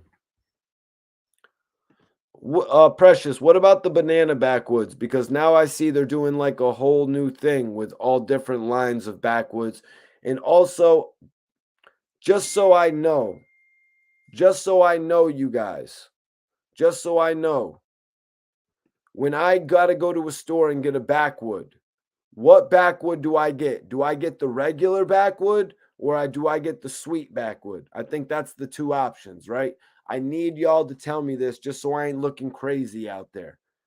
I need y'all to tell me this right now while there's only 173 of y'all in here before I look extra crazy out there doing that shit in front of NBA. But that's not even really it. It's more the matter of what makes the bud taste better. It's not the matter of how you look in front of people. You know what I mean? But which one makes the bud taste better? Honey. So you get the honey joint. Okay, so it's not sweet. The bananas are harsh. Oh, damn. Yep, the Russian cream is what I was thinking. But I don't think, Chosen One, I don't think you can get the Russian cream as a solo.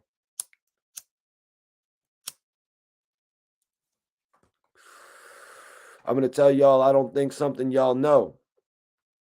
Honeyberry in the purple bag. Okay, y'all are schooling me. I appreciate everybody in this live, man. I'm going to tell y'all something I don't think y'all knew, though.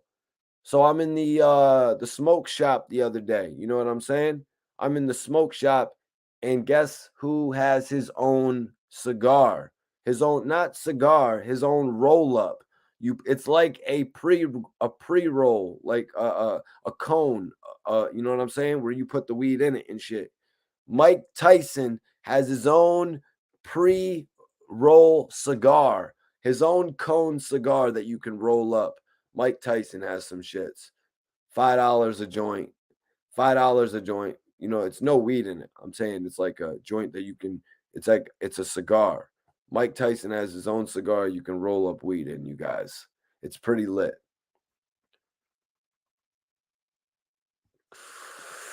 My bro Apex says, don't waste your time on backwoods, my G. Damn. Damn, bro. Keeping it all the way real with me. I can't say I don't respect that. Can't say I don't respect that shit, bro.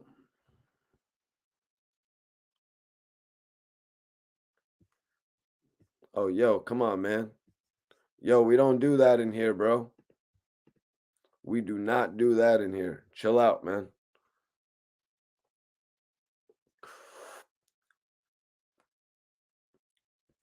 Oh, you seen those joints, bro? Yeah, I seen those roll ups. He got the Mike Bite edibles too.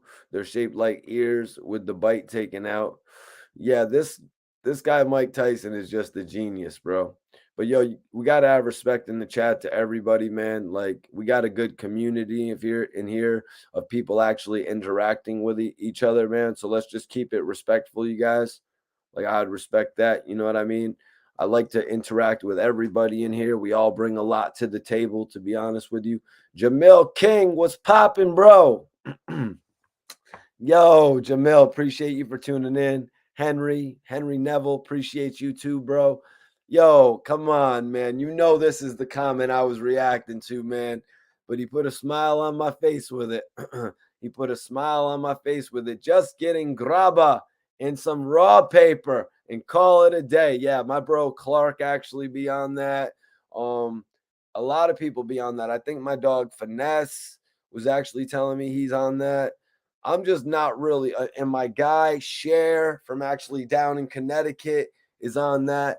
Yeah, but I'm not really too much on that, bro. Just to be honest with you, man. Just to be honest with you, man. I used to film all over Queens, J-Mac. I used to film all over Queens. You know what I'm saying? I would actually go all over New York, Philly, Jersey, all these different states, Massachusetts, and be filming and shit like that. Even Maryland, man. Even Maryland. Let me see, man.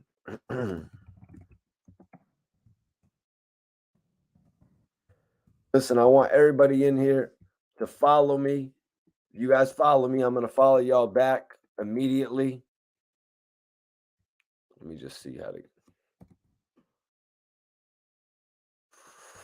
Damn, Hood, that shit looks good. How old is that post? 7 hours. Can't send that, man. Whoever follows me on the gram right now, I'm going to follow you guys back. Let me see. Did I get any follows? Let me check this shit out, man. I'm going to show you right now. I do this shit right when I'm on live. I show y'all how I do this shit right on live, man. I got respect for everybody tapping in on my videos, man. Okay. I see one follower right there. Oh, Precious, I got you. KGK, I got you. Oh, no, I guess I already got all these people.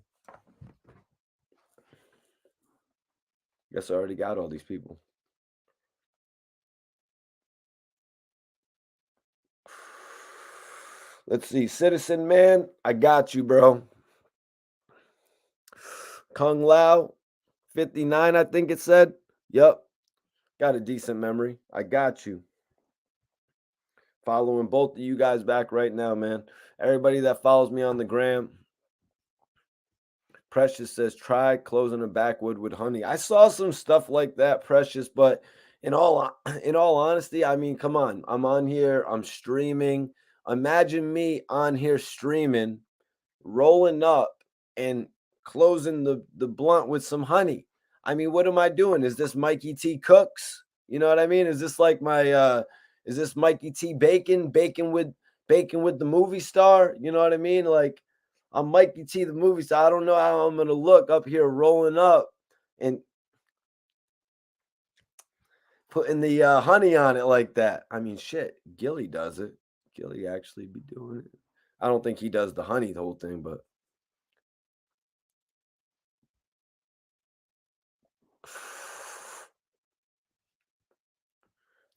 LOL, not on here. Well, I be rolling up on here, so it's like if you're gonna get into something like that, you know what I mean? You kind of got to stick with it to a certain extent. You know what I mean? I'll be on here, then I'm gonna be on here after I start rolling up with the honey. I'm gonna be on here blogging. I'll be like smoking. Damn, man. I'm smoking this wood and it ain't got no honey on it, man. Some shit like that. Sorry, that joke was probably just as lame as a lot of what T.I. is doing. That joke, maybe it was better than what T.I. is doing. Damn, I might have to do a whole episode about T.I. in the future. But that's if I can maybe get a comedian on the show. You know what I mean? And there's actually a reason to talk about it. You know what I'm saying? T.I. was facing a whole lot of scrutiny for those debacles that he was going through with the shows. But it looks like he's trying to man up through it, keep it going. Yeah, Ricky. Seems like he's trying to man up through it. I really thought T.I. should have followed through with his passion of acting. You know, he was great in the few things that we saw him in, especially Takers. Like the role that he put forth in Takers was just really good.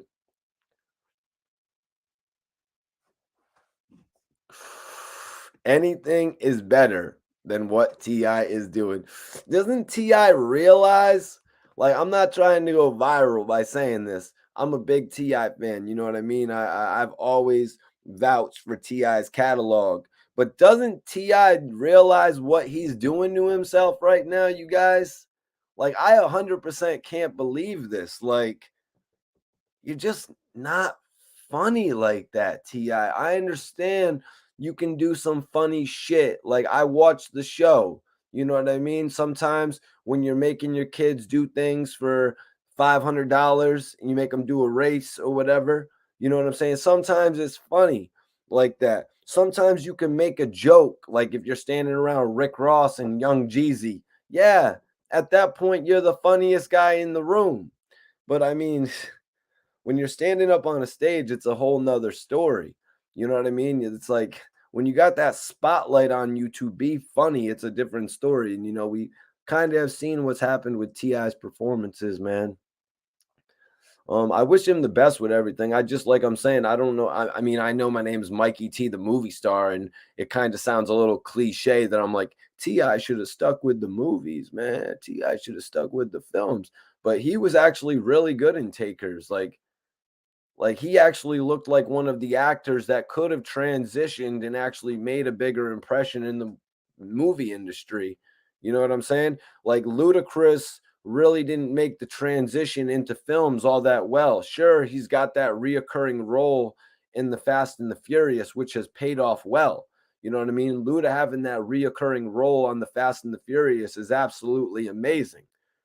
But T.I. just had such a leading man status. I don't know if you guys agree with me in the chat, but I feel like Precious, even in regard to rap, I feel like T.I., once he came home, his rap career was pretty much over because of the fact that album, the King Uncaged album, I think wasn't it renamed to No Mercy or something like that? Is that what was his album renamed to, you guys? Can somebody tell me in the chat real quick? His album when he came home from jail, it was originally going to be called King Uncaged, and I believe they renamed it to No Mercy. Somebody get me an answer on that. I'm going to actually move into this question.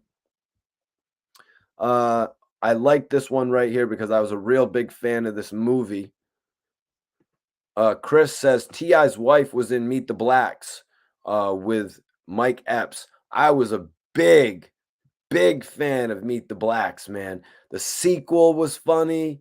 The sequel being about Cat Williams playing a vampire, man, that shit was absolutely hilarious. And the first one was kind of like it was a mocking of The Purge.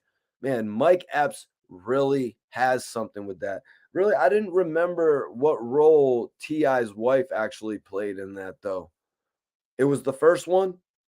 I can't remember off the top of my head. If somebody can fill me in the chat. Ricky Moore said Cat Williams said rappers are funnier than comedians. Maybe he talked T.I. into it. Cat Williams said rappers are funnier than comedians. Wow. Another add that to the list of incredibly weird statements by Cat Williams. Rappers are funnier than comedians. Listen, just because Gillie the Kid is funny as hell, you know what I mean? Gillie the Kid is like one.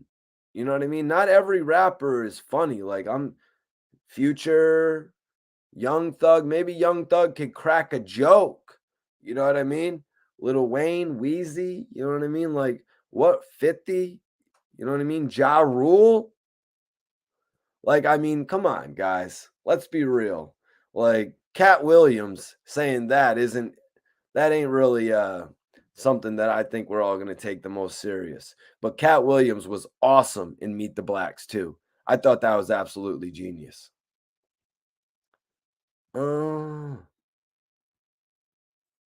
Chris says ATL is probably playing on BET tonight. Everybody always says that, Chris. That's hilarious. It did flop, too. Was it called No Mercy, bro? Nah, Paper Trail was a really big album from him. Kenzo! What up, Kenzo? Love that comment, bro. Love that comment. He says, I wish I could smoke Gorilla Glue number 4. That better be Gorilla Glue number 4, bro, because Gorilla Glue, the regular one, just doesn't do it for me. Guys, this is the open question portion of the podcast. We always have an introduction. You know what I mean? In the introduction of the show, when you come on here tomorrow night or whenever in the future, you let me know where you're from, what you're smoking. That we do the introduction. We get ready for the show. We get into the topics, and then we get into the outro and the final questions. Shout out to Big Draco. Shout out to Big Draco. And the King album. Yeah, Smooth. The King album was major. All of his albums were really big. Paper Trail, King, T.I. vs. T.I.P. The album before that, Urban Music. The album before that, Trap, or Urban Legend, excuse me. The album before that, Trap Music, wasn't really received all that well, although it did have some big singles on it. You know, it had 24's Rubber Band Man, Let's Get Away. So it was received well. It was the I'm Serious album that really wasn't received all too well. Trap Music, he was on his way. Urban Legend, he was off to the races. And then he came the T.I. vs. T.I.P., the King album, the album with Rihanna, which I believe was the Paper Trail album, right? Didn't he have 2 albums with that similar title? Paper, something like that. But once he went to jail and came home and he moved only 150,000 units on, I want to say, the No Mercy album, and I wish somebody could let me know about that. Hold on, let me just Google search it. Let me fact check myself. No Mercy. I mean, I remember it because I lived through it. Yeah, they changed the title. Like I was going to say, Smooth, they literally changed the title from a winning brand. It made absolutely no sense. The King album from T.I. moved over 500,000 units in 1 week. And then the label changed the album title from King Uncaged. They had the perfect follow-up album. And then they changed it. And then they changed it to No Mercy. It made absolutely no sense. So let me see what was the more popular of T.I.'s albums with the name Paper in it. He had Paperwork. Paperwork was not the more successful of them. Paperwork came out in 2014. And let's see. I don't even know if I'm going to have a sale on this. Let's see. Yeah, Paperwork came out and it did first week sales of 80,000. So, wow, they have no problem building off of the Paper Trail from 2008 with the major Rihanna single. I think that's the one with Rihanna, right? What was that record with Rihanna called? Let me get that for you. Sometimes I bring up the facts right in front of my face, right in front of all of us. Maybe this wasn't the Rihanna. No, it was Live Your Life. And this album actually moved. Do you want to know how much this album moved in a short week? It moved 566,000 copies in a short week. And this was in 2008. That was Paper Trail. And then he went to, 2008. And then he went to jail. He went to jail. He got like a year, you guys. He came out with the No Mercy album, which was supposed to be called King Uncaged. And this album moved. This album did horrible first week numbers.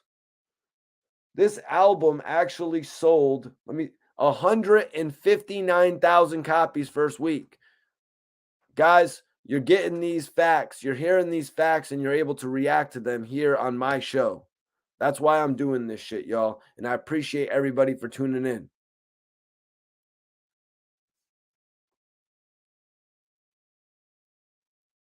I'm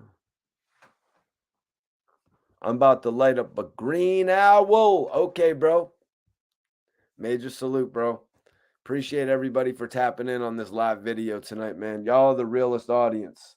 Y'all are the realest audience, man. That's crazy how they were cool with capitalizing off of the paper-themed album titles from Paper Trail to Paperwork, but they just totally ran away from the idea of doing King Uncaged. It really doesn't make any sense to me. You know what I'm saying? It really doesn't make any sense to me, you guys, why they would leave such a, something with a past history of selling units. It's like they threw away money. You know what I'm saying? It's like they burned money in this situation. They had money on the table that they left. Damn, man. Y'all are the realest audience. Make sure y'all tap in tomorrow night. Make sure y'all tap in tomorrow night for my live video, you guys. I definitely want to see everybody in there. Everybody smash that like button. Smash that like button. All right, I'm about to check the poll. I'm giving you guys another minute to vote in this poll. What is your favorite strand? I want to know what was the favorite strand. Yo, I want to know what's your favorite strand. It's OG Kush. Vote in the poll right now, you guys. Everybody vote in the poll. If you smoke, that is. Maybe I should have put a thing, I don't smoke, Mikey T. You bugging. You know what I'm saying? But what do you guys like? OG Kush, that's my personal favorite. Sour Diesel, Gorilla Glue number 4, GG number 4, or cookies. Now, when I say cookies, you can think Girl Scout cookies, or you could think Burners cookies, whichever you want to think, you guys. Everybody vote in the poll right now, because right now it's actually being led by Sour Diesel, which is a favorite. I got a couple eighths of Sour Diesel on deck. It's actually 21%. It's actually 21%. And I haven't had sour in a while. That's why I decided to grab it. You know what I'm saying? The dispensary had a pretty good deal on it, only $1.44, $144 for the half ounce. So I decided to go with it. You know what I'm saying? I decided to grab it because I was like, you know what? I haven't smoked on some sour in a while, and I was really rocking with these cookie strains. You guys, like Ricky Rose's new bud. You know, Rick Ross's car show is going down in like 28 days. So I grabbed this strain because I wanted to try out the new joint he had called All Time High. It's pretty good. You know what I mean? So then I grabbed some sour since I had the cookies on deck. You know what I mean? Because sour is really an old throwback to me. But in regard to this poll that we got up right now that I want you all to vote in, I think OG Kush is my favorite strain, you guys. The Sour Diesel is leading right now, though, with 42% of the vote. Gorilla Glue and Cookies are tied right now, actually. Wow, that's pretty crazy. That's pretty crazy, you guys. Everybody vote in the poll right now. Vote in the poll right now. Shout out to Ricky Rose. Shout out to Ricky Rose. The car show is going down. I'm just waiting for my invite if he's going to let bloggers come out and film. I don't know if I'm going to get the invite. I don't really get the invite to a lot of events like that. We don't stunt. Y'all know what it is. I'm Max B on the come up. I'm Max B when they kicked him out of Dipset, Bird Gang, whatever you want to call it. You know what I'm saying? I'm 50 and G Unit when they was on the mixtape eras, you guys. You know what I mean? If I don't get invited to the biggest things going on in the industry, it is what it is. I'm going to continue working my brand and doing what I do. I've been building Mikey T, the movie star, for 12 years, you guys. I've been building Mikey T, the movie star, for 12 years, you guys. Some people even call me Mikey T, a.k.a. Baby Suge, because they want to see me running a label. They want to see me running a Death Row like label, you know. I think that's what they say, but you know what I mean? You never know what people be saying and through the grapevine shit. You know what I mean? You only hear a little bit. Chris says, I voted for Sour Diesel. Sour Diesel's leading, man. And I see you guys that Sour Diesel actually just took it up another percentage. 43% of the vote is going to Sour Diesel. Classic. But I'm more of an OG Kush guy than a sour guy. Like at the end of the day, I'm taking OG Kush over sour, OG Kush followed by cookies, and then I guess we're gonna go. Sour, and I guess the last one is Gorilla Glue. I guess Gorilla Glue is last from you guys.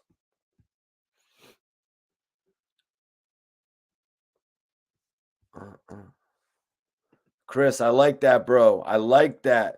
Chris says, don't trip, bro. The Matrix is 30 years in the making. Damn, bro. Hit me with some shit.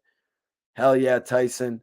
Hell yeah, bro. I did that shit so I could be here talking about it today. You know what I mean? And actually have a valid opinion.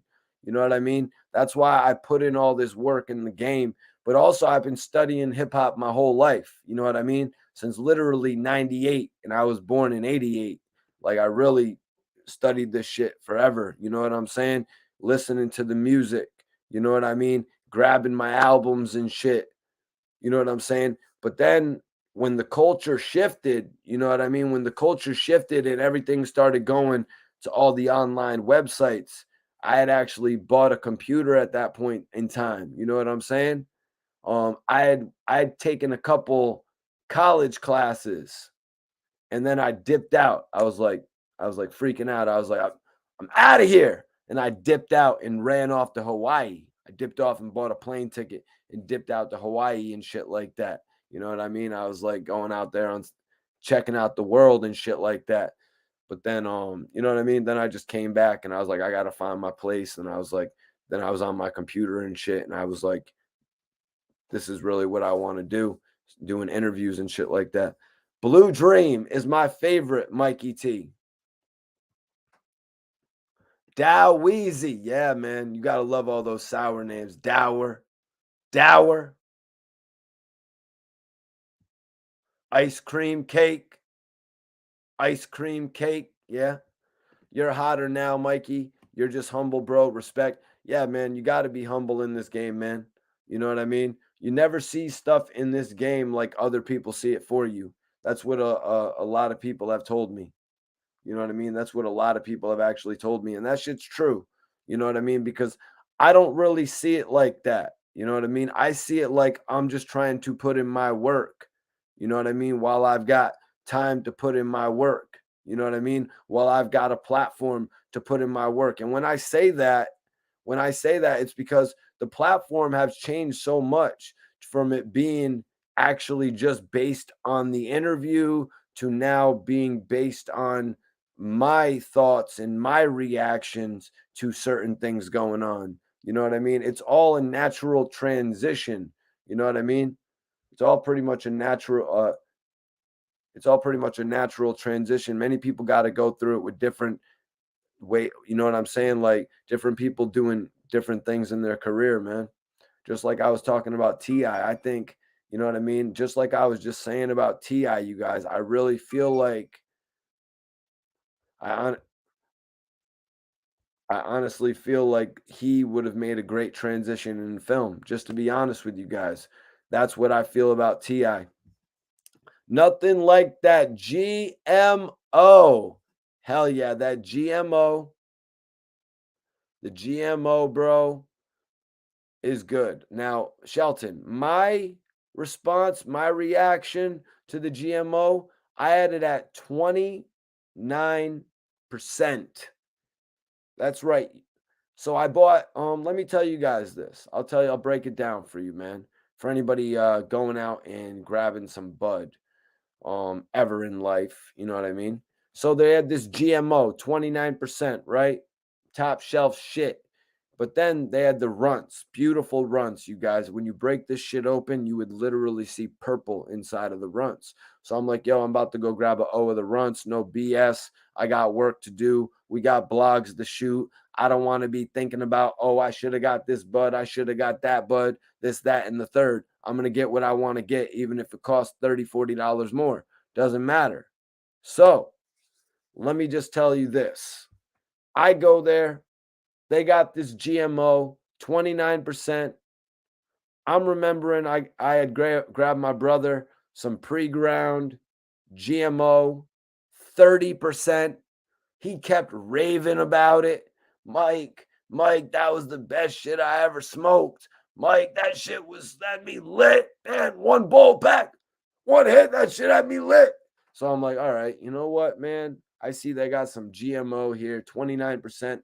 My runts, you guys, my runts was literally only my runts was literally only 22% in comparison. T Roy says, Mikey, or who are you? I don't know what other bloggers you be watching, bro. Let me give you a little indication of who I am, though.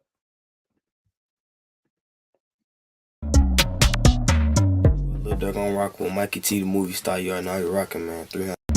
Lil Durk on rock with Mikey T, the movie star. You already know how you rockin', man. 300. Lil Durk on rock with Mikey T, the movie star. You already know how you rockin', man. 300. Yeah, that's I've done interviews with some of the dopest rappers in the game, man. I've been doing interviews since 2009. My first interview was actually with Freaky Zeke. World Star put the interview up. My name is Mikey T, the movie star, my dude. I've been around for quite some time doing interviews, man. I remember I actually rode down to Baltimore to interview No, who was one of the buzzing rappers, signed to Bird Gang. You know, he had the voice that was similar to Jay-Z. I've interviewed Jim Jones, you know what I'm saying? I've actually interviewed Max B while he was locked up. You must have heard T-Roy, you must have heard the interview with Max B where he was speaking on his appeal. That interview from jail was with me. You know what I mean? I've done a lot of different stuff, man. You know, I guess a lot of people just don't remember the name, don't know the name. You know what I'm saying? I actually interviewed Lil Wayne as well. French Montana, Chinks. I did Chinks Drugs' first music video. I know you must be familiar with Chinks T. Well, T, you should rewind this video, bro. We did a whole live tonight discussing everything in regard to what's been going on with Wack and Hassan Campbell, bro. In all honesty, man, this whole joint, you know, it got a little crazy. Let me see. Where should I start it? Where should I start it? How should I actually explain it to you where we started? We're so far along in this video tonight, just to be 100 with you, man. So, right. A few days ago, or just yesterday, Wack 100 pretty much addressed calling Nipsey Hussle a rat on a Clubhouse interview.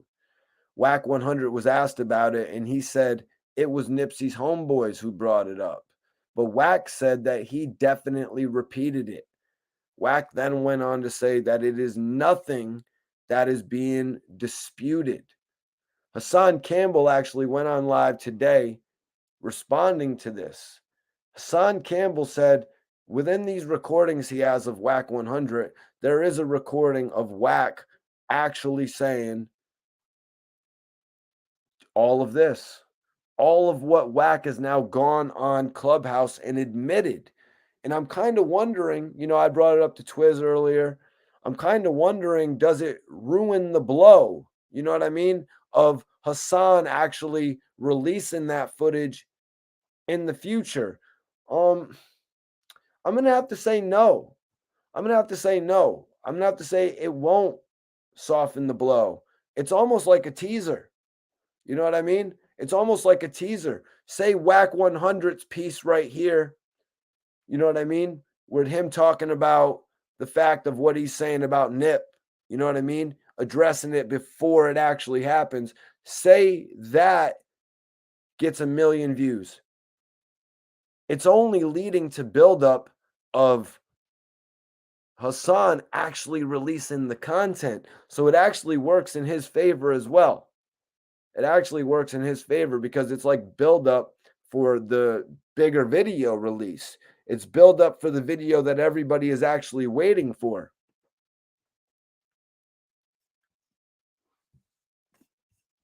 Yeah, man.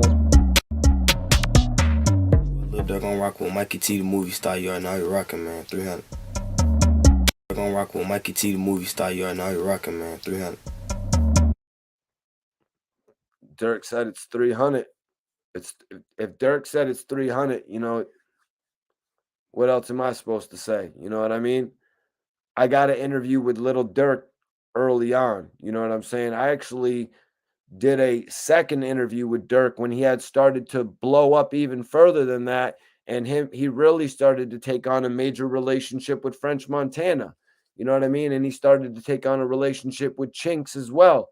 And in that interview, Little Dirk actually said, remember this interview when we're at the top.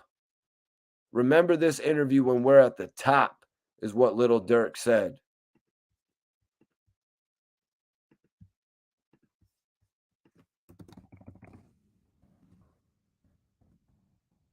Yeah, check out that interview, you guys. If you haven't, check out that interview. I want y'all to check out that interview with RJ Payne. I got it pinned up, you guys. I really appreciate everybody for tapping in tonight, y'all. If you're not subscribed to the channel, make sure you're subscribed right now. I really appreciate it, man. I really appreciate it. We're about to hit 11,000 live views for tonight, man. And you know, I really got love for everybody that tunes in and gives my channel a real chance and a real opportunity. I've been putting in work for years, and I'm not going to stop, y'all. And I'm not going to stop. I actually had a chance to meet 38 Special, man. We actually shook hands, everything. We spoke. I actually asked him if we could do some work in the future. He seemed very receptive to it, man. He seemed very receptive to it. But this was a minute ago, man. This was a minute ago. I would like to link up with him. George, come on, man. What did I tell you about that shit, bro? Relax.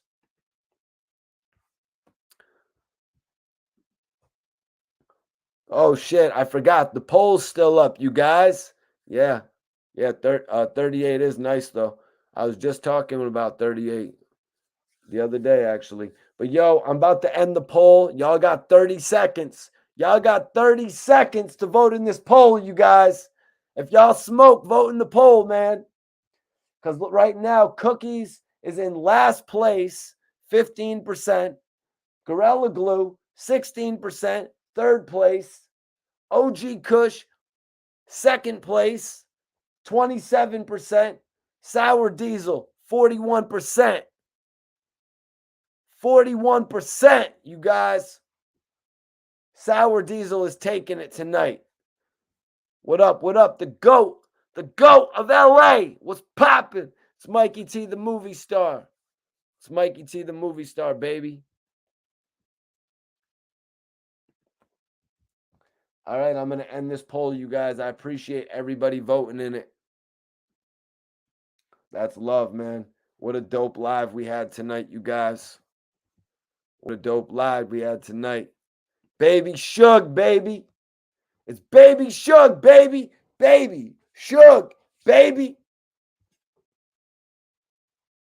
Chris said, I picked Sour Diesel originally. What did you go back and change it to? Sour Philip. Appreciate everybody for tapping in, man. You know I got energy for days, man. That's why I'm really running this podcast shit, man.